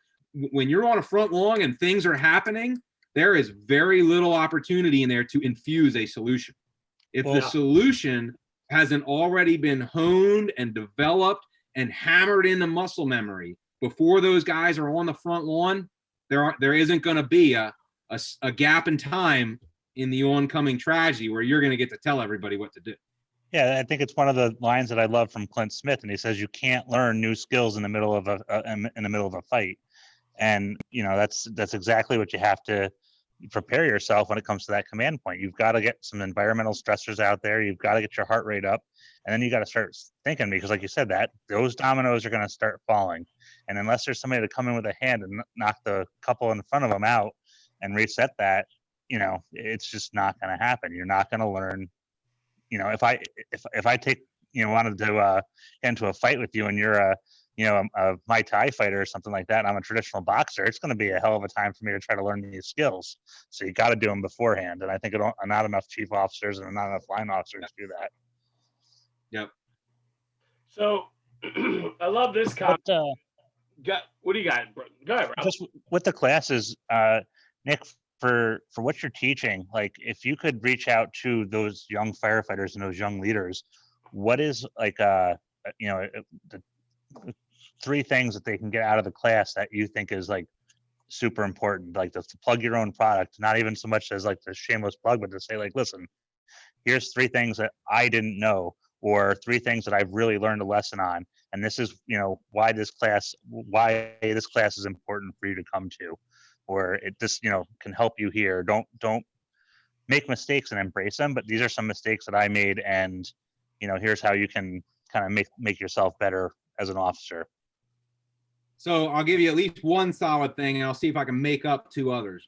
But here's what I would tell you: regardless of your rank, regardless of your time, and regardless of your position, and regardless of your department, every run you go on, every fire you go to, assume from the moment it is dispatched that it is going to be the worst fire of your entire life, and do everything necessary to be successful if that were to turn out to be true. And I could really rewind that by not by taking away when you come to the firehouse in the morning, when you assume duty in the morning, assume that is going to be the worst day of your life. You're going to go to the worst fire you're ever going to see. And you need to just, from the moment, everything you do needs to be aligned with being ahead of the power curve, setting up for success. It's the reason behind, the posts about, it's not full unless it's full, where I'm putting 4,501 PSI in my bottle. I'm not going to have, 44.99. It's the reason for getting the reps on the fire ground. It's the reason for running for the rig. Everything is the worst thing. And I see one of the guys in there, asking about the 1-room fire. I treat a 1-room fire like it's the biggest conflagration I've ever been on in my life. You know why? Number one, it might become that, right? How a 2-room fire starts? A 1-room fire. And then it becomes a 3-room fire. And then it's a whole damn floor. And then it's on the floor above. And then there's 5 maydays. I've been on that fire. And I think other guys on this call have been there too. So every fire starts out minor, right? And, so a huge piece of that mindset is the preparation that tonight might be the night, right? And you know what? If it isn't, and I hope it's not, then we just got a great round of practicing, right? We got free training in a real environment under the real time constraints and the real concerns of not knowing what's actually happening here. What better repetition and mindset and habit building thing is there? You know what I'm saying? Yeah. And the only reason really not to do all the proactive things is laziness. To not have to put the ladder on the rig, to not have to put your gear on, to not have to put hose back on the rig. That I don't make decisions based on the extra effort that might be involved. I make the decisions based, on the benefit. that I'm going to get out of it. So, you know, that is definitely one thing that I would say for sure. You know, regarding the command stuff, I would say the other thing is it's your job to do every single thing right. It's your job to do everything right, right? As an incident commander, you are probably the only person on the fireground, or one of the very few people on the fireground, who is almost certainly not going to get killed, right? If there's a line of, if you're in command and there's a line of duty death tonight, you're going to watch it happen. You're going to be there afterwards. You're going to go to the funeral. You're going to meet their family, and you're going to spend the rest of your life thinking, is there anything that I could have done to have prevented that? Right. Don't let the answer be yes, and don't let the answer be maybe. You know what I'm saying? So, you know, I think it's really all just rooted in mindset kind of things, you know? Well, the story that you attached, you talked about that 4-story brick apartment building in DC with nothing evident, and how it became one of the largest fires in Rob, I was just going to say that, Brad. I was just going to bring that up. Sorry, I didn't mean to steal your thunder. No. Do it. Talk about it. But, like, you know, just it kind of hits on that point of not treating like a fire, you know, any kind of alarm or something, like it's you know, nothing showing, or it's just a routine run for those smells, bells, and people who fell, you know. I mean, so that you're talking about the 3145 Mount Pleasant Street Northwest, I think it was. I was riding the line on engine 11 that night, which means I had the nozzle position. So knowing that the outcome of that is a demolished city block, I guess maybe you don't want my advice on the nozzle position. But so anyway, you know, truck guy, what do you want from me? I get it. So we pull, you know, that box comes out midnight-ish, plus or minus.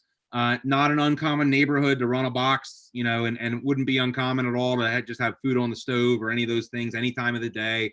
Pull up, truck got there just ahead of us. I remember the lieutenant giving the size up, you know, exactly that 4-story brick, nothing evident, you know, and we stretch all the time. So, you know, even though it's nothing evident, I'm already stretching off the rear.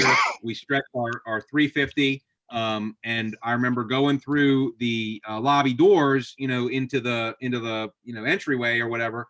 And there were occupants coming out, which was the first thing that was unusual, because usually they don't come out for bells and food on the stove. So they're coming out. And one of them goes, yeah, there's a fire on the 3rd floor. I'm like, okay, cool. And so we go to the 3rd floor, and we make the 3rd floor, and there's smoke like down to the floor. And if you look at the pictures of this is a 200 by 100 building. So it's a pretty big building. And there's smoke down on the floor, and I'm thinking to myself, okay, we have an apartment off, and like somebody left the door open, right? That's why the hallway's charged. So we mask up, call for water in the line, and we're going down the hall. And now we're looking for fire, right? And we start forcing apartment doors, and like, can't find any fire. And then like all of a sudden we're about like a quarter of the way around the building. You know, fire just starts shooting out from the floorboards, right? And around our knees. Starts breaking out from the walls. And now we begin to realize, you know, this fire, you know, what we didn't know, and I'm going to come back to what not knowing here in a second, is what we didn't know is that fire had started in the basement, according to the investigators, up to 2 hours before the fire department was called. And you're talking about a late 1800s, early 1900s building with all the associated shaftways and, you know, construction problems and things like that. That fire had been running the walls for up to 2 hours before we got there. And the reason the fire department got called is because it started breaking out on floors. You know what I'm saying? The truck, the roof team, and the truck makes the roof really fast in DC. So you're talking within a couple of minutes of arrival. The truck made the roof and said there was fire already shooting out of the soil pipes when they made the roof. So, I mean, the thing was bottom to top, you know, and we just didn't know. And, you know, the net result of that fire was obviously fire on all floors. There were over 200 civilians in the building. The fire went to 8 alarms. We had 5 maydays during the fire. The entire building collapsed in the middle of the fire. The church behind it was its own 2-alarm fire. I mean, it was like, you know, it was like towering inferno shit, you know. But it was, I mean, at least for me, it was, you know, that was my big fire, or one of my big fires. You know, it was a pretty big night, and it was amazing. That we didn't lose a civilian. We didn't have any major injuries. All the maydays were resolved with minor injuries.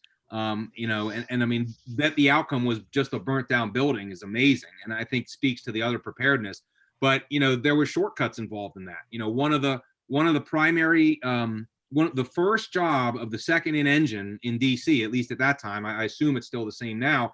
The first job was to always check the basement. Always check it didn't matter what kind of building you were going to, and it doesn't matter where in that building the fire. If the fire was blowing out the 12th floor, you checked the damn basement. And a lot of that rooted back to previous line of duty, a number of previous line of duty deaths being in unchecked basement fires. So the second in engine's job, just to give you the whole thing, was they would lay a line to the rear. It was mostly alleys in the city, and they would lay us. Their job was to cover the rear, and then that usually provided access to the basement, and they would check the basement. And so, the fire was reported on the 3rd and 4th floor when the second in engine got there. So they half-assed the basement check, and they checked like half of it or less, and that part wasn't on fire, but the other half was. So there was we got a report back that the basement's clear, but the basement was not clear. You know what I'm saying? So that was kind of a little bit of half-ass there that led into problems. But I mean, it leaves you asked, what's another point? What's a message I can hammer home? Never forget that the fire always gets a vote, right? We get cocky. We get cocky because we think we're good, because we train hard, because we're surrounded by other aggressive firefighters in a busy fire department. That will never outdo the fact that a fire always gets a vote, right? You can size it up as good as you want. You can bring as much experience as you want. You can do 360s till your feet fall off. There will always be something going on at night's fire that it will be impossible to know about until tomorrow morning, right? And some nights that's a minor thing, and some nights that's a major thing. But that fact is what will make firefighting always dangerous, no matter how good you are, and no matter how proactive you are, and no matter how much size up you do, there's always going to be something you don't know, right? And that's what's going to make our job dangerous. And unfortunately, it's what's going to keep firefighters, getting killed. But, the other thing with that, and its associated point, is that remember, any fire ground has 2 sets of problems on it, right? So I just talked about one of them. One of them is the fire gets a vote problems, right? But the other set of problems are problems that the fire department brings to the fire. They bring untrained people on crappy equipment with no expectations, with bad training, with poor policies. In the interest of time, the fire department brings a shit show to the fire, right? And so when you combine the problems of the fire getting a vote, the natural unknowingness, and you bring any problems to it, you're on a path to failure. You're on the pathway to a hard landing right there, right? So, while you'll never be able to fix, or there are very limited things to fix the fire always gets a vote thing, what fixes that is proactiveness, right? But even that's not going to fix all of it. You got to make sure that you're structuring your organization and structuring your company, that you're not bringing any additional problems to an already problematic event. You know what I'm saying? So there's the 3. And well said. I mean, and I think all 3 of those points, all of us relate to and all of us understand. So awesome points of view, brother. Couple other things real quick. I'm just reading. I don't know if you've had the ability to read any of these as we've been going. A lot of questions about culture and getting guys excited and so on. But I want to talk a little more tactics, because I know a lot of guys like to subscribe to that. Battalion drills, talk about training culture. How about training culture in a department where the department wants to train, but the training department's lacking? I had a conversation the other night with a mid-sized career department where they basically stick guys in the training division, and it's not really a priority. Yeah. You've got to look at what's the culture that you're assigning to training, right? I mean, what's the stigma of being there? There are certain fire departments. I can think of some by name that going to the training division is among the highest honors that you could get. I mean, culturally within that organization, like that is like the biggest medal you could have, is that, you were asked to go to training, right? And there are some fire departments where, the training division is located in an old room, in a hole in an old room, 3 levels below the basement. You know what I'm saying? And so I think it's a natural follow to see which is coming out of which environment. So you've got to look at, what is the value that your department is assigning to that. But I think that there's also some truth. I mean, most people are going to have to deal with what the hand that's dealt there, honestly. But or whatever level you can exert to change that. But you can just because a training bureau exists does not outsource your responsibility to train, right? That's right. Every one of us has a responsibility to train ourselves and train our crew, right? I always love the analogy. If you see a couple of ugly kids walking down the street and you follow them home, what are you gonna? You knock on the door. What are you gonna find? Ugly parents. It's genetics. You know what I'm saying? But so if you see a couple of crappy firefighters on a fire ground, and you follow them back, what are you going to find? Shitty That's leadership. Fantastic. I love that. Absolutely. That should be like a fourth. Amen. Man, you should wrap that up and package that. I like that analogy a lot, bro. I got it in the class. I don't know what else to do with that. That's good. I'll talk to you afterwards. We got some ideas. But that's fantastic, brother. It's fact. I mean, it just makes sense, right? Yeah. So I mean, again, it's all culture, and you know what I mean. Culture it's the hardest thing because it's the one thing that they can't buy you, they can't issue it to you. They can't even really order you to have it. You know what I mean? Culture is a self-subscribed thing. You've got to find a way to make it sexy, to make it the cool thing to do. There's lots of pitches, and in many ways, like I'm a used car salesman with that shit. You know what I mean? I mean. Because we're talking about life-saving action here, right? What I need you to do is to develop the mindset, to develop the habits, to do the right things on a fire ground tonight. So whatever it is I got to tell you or say to you, or whatever path I got to lead you down, if it leads you to the mindset that leads you to develop the habits, you bought the car. You drove it off the lot. That's the end of my job. Salesmanship. Yeah. So I mean, in many ways there, you've got to understand your audience, and sometimes you have to be willing to craft the message. You've got to be willing to craft the message to what is going to make the sell to that audience. What is it, what is it that's going to appeal to them out of it? Yeah. How do we entice guys to train? How do you entice, I'm looking at the comments here. I moved to a new shift. I got 2 senior guys above me, and they don't train as much as I did on my old shift. How do I entice these guys? How do I get these guys excited? Well, number one, it goes back to something we talked about earlier. Whatever you do, don't do or say anything that makes them feel like, this guy thinks he's better than us, or, look at this hot shot. Like, you got to stay away from that, So you got to make sure you walk a little gingerly there. You said something early in there. They're senior guys, okay? So they might be senior slugs. I don't know, but you got to treat them with some respect, right? They've done their time. They've earned their spot. And they might not be, the greatest firefighter on a fire ground, but if you don't show that seniority some respect, then you're going to lose them, right? You're not going to get anywhere. So I would be looking at those guys and say, what does this guy do really well? Like, what can I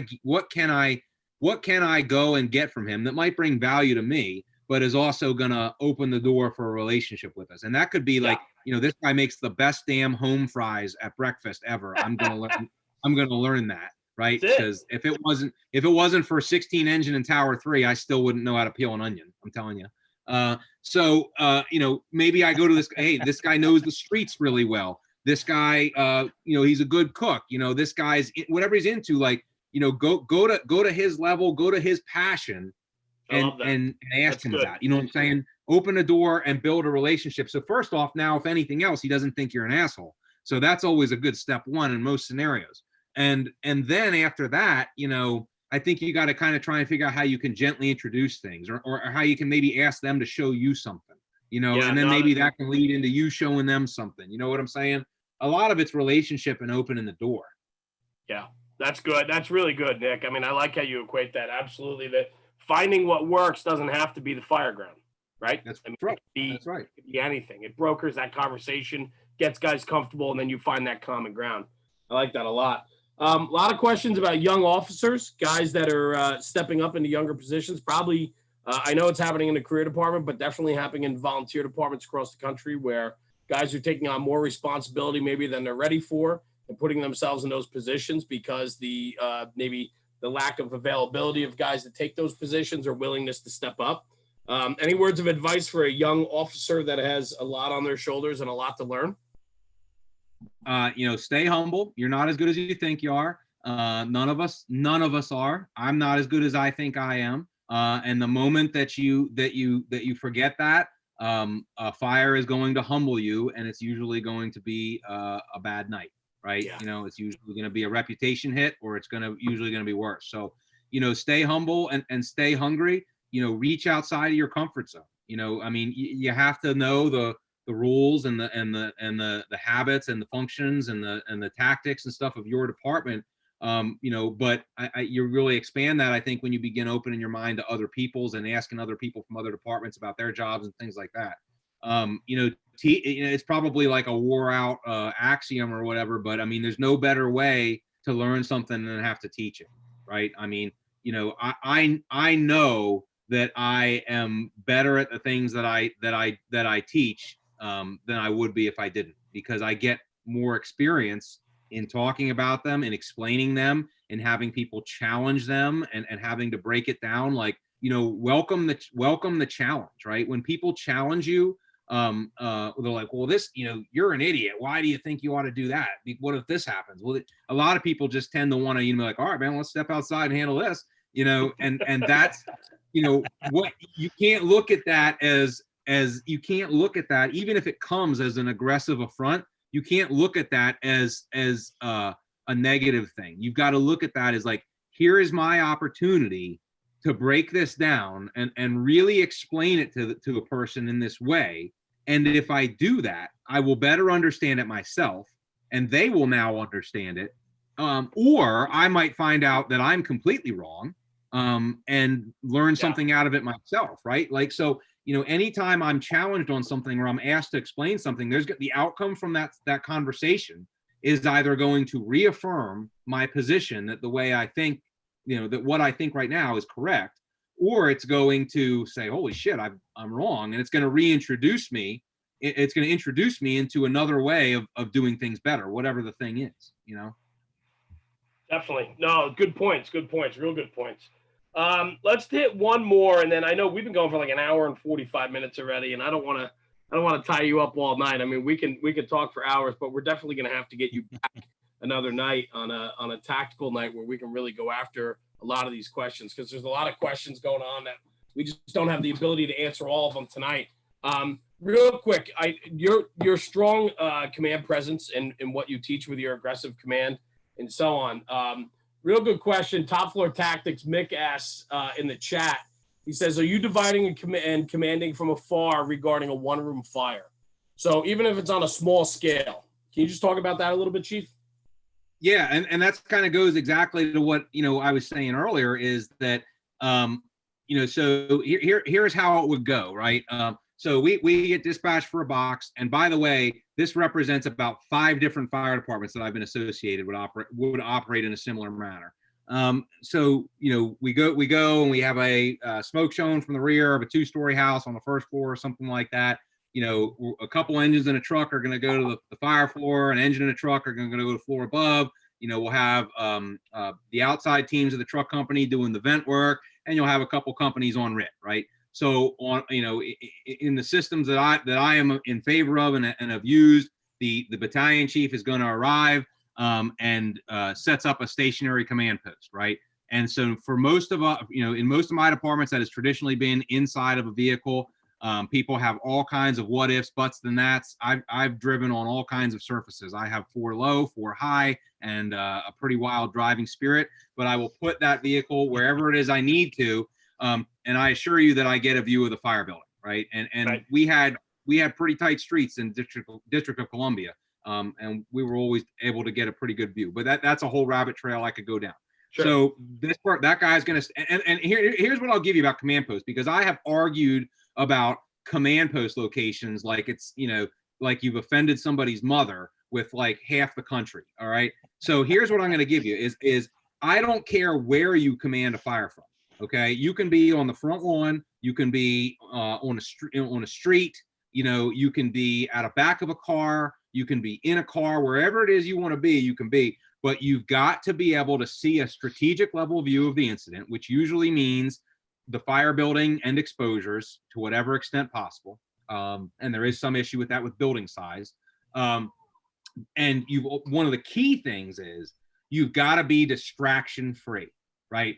Because and I will tell you this, because I have commanded fires outside of cars, and the first thing that happens when you pull up on a fire, and company officers have experienced this too, is everybody and their mother is coming over to you and they've got something to tell you, right? You know, hey, they just bought a cat. Their curtains are blue. You know, they went out to get pizza. They just got back from getting pizza. Hey, what's going on here? There's a fire blowing up 5 windows. Is there anything else I can tell you about this?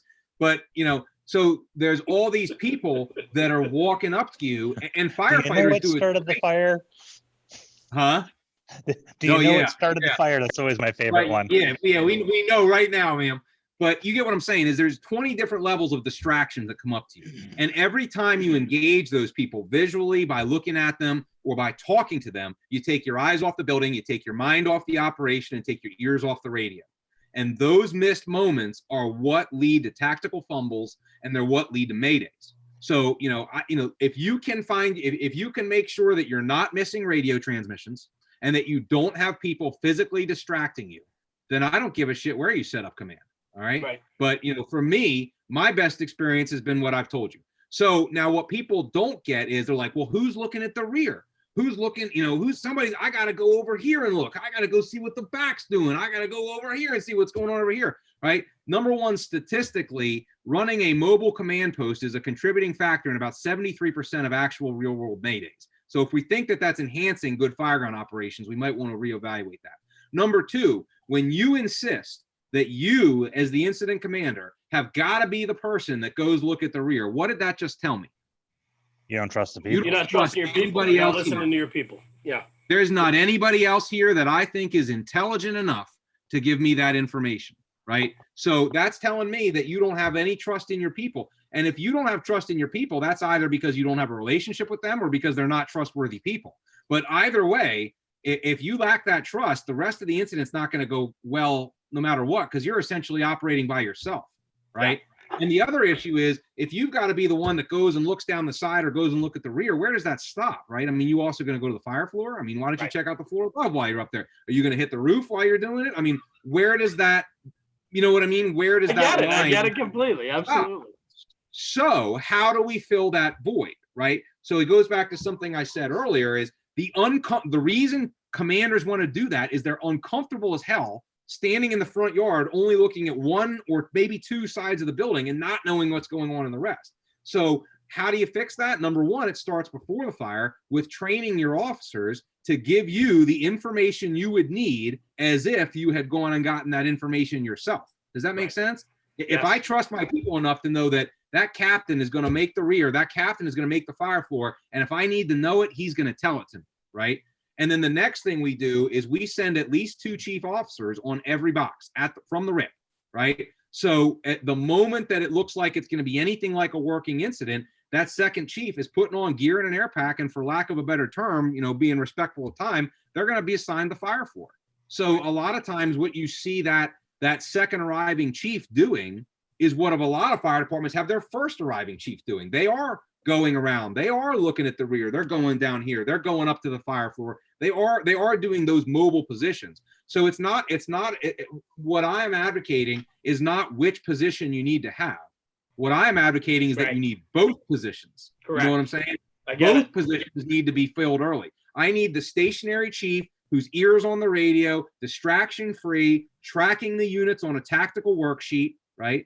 And I need the mobile chief who's bouncing around, looking at things, talking to people, giving reports, making recommendations, and helping manage tactics. You know what I'm saying? I need both of those things in position at about the same time. Well said. So I don't know if that addresses the concern or the question or what, but you know, in case you can't tell, I'm very there's a lot of fire departments that are like, oh yeah, we'll do that when we have 17 floors of fire in a 30-story building, right? Well, how often do you have that? I hope not often, right? And what I'm getting at, jokingly is that, oh, well, we'll do that on the big one, right? Well, what's the big one, right? Is the big one like a 400 by 400 warehouse, or is like 17 floors of fire? Like, what's the big one? And how often do you run that? So, I mean, if you're not running that often, how often are you doing it? You're not so confident. You're not competent. Yeah. If you're not doing it, how competent are you at doing it? And how used to the system is everybody? By the way, I am 1000% confident that I can take the most basic looking fire in your most common building type with your best people on the fire scene and make it the worst night in your life. Sure. Right? Can I do that? Yeah, because what about a picture from side alpha or from the front of the building tells you there's not 2 kids trapped in the rear? Doesn't tell you the ceiling's not going to collapse on the hose team. Doesn't tell you somebody's going to have a mask emergency, right? Fire always gets a vote, right? All these things have to link up. So, I mean, like what? Hey, look, guys, bro, I'm a chief. I am too good to put my gear on and an air pack on unless it's really a big fire. Like, what does that say, right? Yeah, I don't need you. I'm here to work. Yeah. I'm here to work. Can I help you put the trash? I'll dump a cup of water on the trash can fire with you. Who cares, right? And again, you rewind that mindset. If you still work for chiefs who want to put on gear and an air pack and be involved in everything from pulling a pack and hose, they probably lead their firehouses, fire companies, and fire departments better than those that don't, because they're in the game. Their mind is in the game. They love it. Their heart's on the nozzle. Awesome, Chief. Or I'm completely wrong. I don't know. Listen. I think you hit it. I think you hit it on the head there, man. And just looking at the reactions in the chat and everything else, I mean, you've been spot on tonight, and there's been a lot of support and excitement in the page, from everything from being reinvigorated back into the job and it's conversations like this to guys wanting to send this live feed to their command staff and training division. So I think we made an impact tonight. And I just want to say thank you. We've been no, you're fine. Don't worry about it, brother. I got we need to send out a stack of hurt feelings reports. We need to get them collected or what? Something tells me you filled out a lot of those. Some people better wear some steel-toed shoes tomorrow. We have hurt toes. You know what I'm saying? Yeah, probably. But listen, Chief, thank you. Means the world for you to trust us to come on the platform and to just tell us a little bit about your background. I mean, we didn't even get into a lot of what made you who you are today, but it's evident to everybody here and everybody watching and tuning in tonight. And people that follow you, you do a lot of great things for the fire service. You have your social media pages and your training group and so on, in your training courses that are really out there pushing the envelope on teaching ours and teaching our people and wanting to make the job better. So on behalf of, National Fire Radio and all the guys here tonight, thanks, man. I mean, thanks for coming on. Keep the content up. Really, I mean, it's funny when I have this conversation with guys and they say, well, it's not about me, it's about this and it's about that. I said, yeah, but without you, we don't have any of it. So you're one of those guys that are a mover and a shaker, and you're making shit happen in the industry. So I thank you for that, brother. Thank you for bringing it in tonight and trusting us with your story. So thanks so much for being here with us, man. I appreciate it. Yeah, man. Absolutely. Thanks to everybody that listened. I mean, never be shy about standing up for what you believe in. You know what I'm saying? I mean, I say what I think because I believe what I think, and I hope that I live what I think. I don't know, but never be afraid for being right. And sometimes it's not the most popular thing to do. But right is right. Awesome. So Nick, what's next for you and where can people find you, brother? I mean, right now, man, I'm just holed up in my house, I guess, like everybody else. Or you can find me on any fire ground they'll let me come to. But right now I'm just trying to do what I can for my job and trying to keep my guys motivated and staying hungry and remembering that there might be a pandemic, but there's still house fires. So, keeping that angle going on. A lot of the training that we're doing has been transitioned to the online stuff. I've been doing some webinars. I got another webinar coming up on Saturday. I think you can find the information on my Instagram or Facebook feed, or I'm sure I posted it somewhere. We're going to talk about the inside truck company operations. And of course, so you have a webinar this weekend, right? Yeah, this will be the third one. I've done it every Saturday in April so far, and it kind of just, honestly, it's a shit ton more work. I'm sure everybody thinks that, like you probably understand. Everybody thinks, oh, he just turns on the computer. That's not hard, right? So easy. No, Yeah, I yeah. do. I mean, I do. I got these guys, without these guys, I got nothing. So yeah. So I've been doing a ton of prep work trying to do that because you know when you talk about firefighting, you always want to be at a building or at a drill ground. It's hard to do it in a classroom. You realize how ridiculously difficult it is to try and relay a hands-on or tactical message over a computer where I'm yelling at a green light on my MacBook. You know what I'm saying? So, you know, we're all just trying to do, I think, what we can to try and, you know, keep the job where it needs to be during this weird time. But, you know, I'm all over social media. I love talking shop. Shoot me an email. Shoot me messages. It might not be right away, but I will try to get back to everybody that sends me stuff. I try to give whatever advice I can, and you know, I love talking shop. That's fantastic. And just your training company and social media pages, brother, so people can find you. So, well, I mean, what am I on Facebook? I think if you just search Nick Martin on Facebook, there's a picture of a guy in a fire hat. That's me. And then on you know, Instagram and on Twitter, nmartin33. And then the website is combatreadyfire.com. Awesome, brother. Thank you so Awesome. much, man. Chief, thank you. Thanks for being here tonight. Chief Nick Martin, Salisbury, North Carolina, Battalion Chief. Thank you, brother, for being here. Means the world. Yeah, thank you, Nick.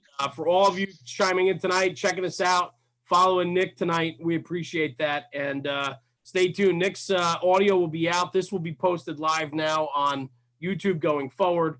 And then on top of that, too, we have episode 56 rolling out, which is Mark Gregory and Tommy Guys from PL Vulcan. And that is a fantastic episode as well. That is being released right after this episode tonight, too. So thank you to everybody checking in tonight. We appreciate the loyalty, the friendship, and all the storytelling and the questions, because without all of you, we have nothing. So I thank you. And Chief, thanks, Nick. Appreciate you being here. Thanks, man. Appreciate Thanks, it, guys. Chief. Good. Thank you. And everyone have a good night. All right, we're going to cut it. Sebby's going to cut it now. We're still live, but even though we're chatting for a second here, Chief, Sebby's going to take us offline in just a minute. I'm getting all my heckling, man, you want to see my text messages. Oh, I can only imagine. Hang on. We're still live, so hang on. I'll tell you when we're down in a second. No worries.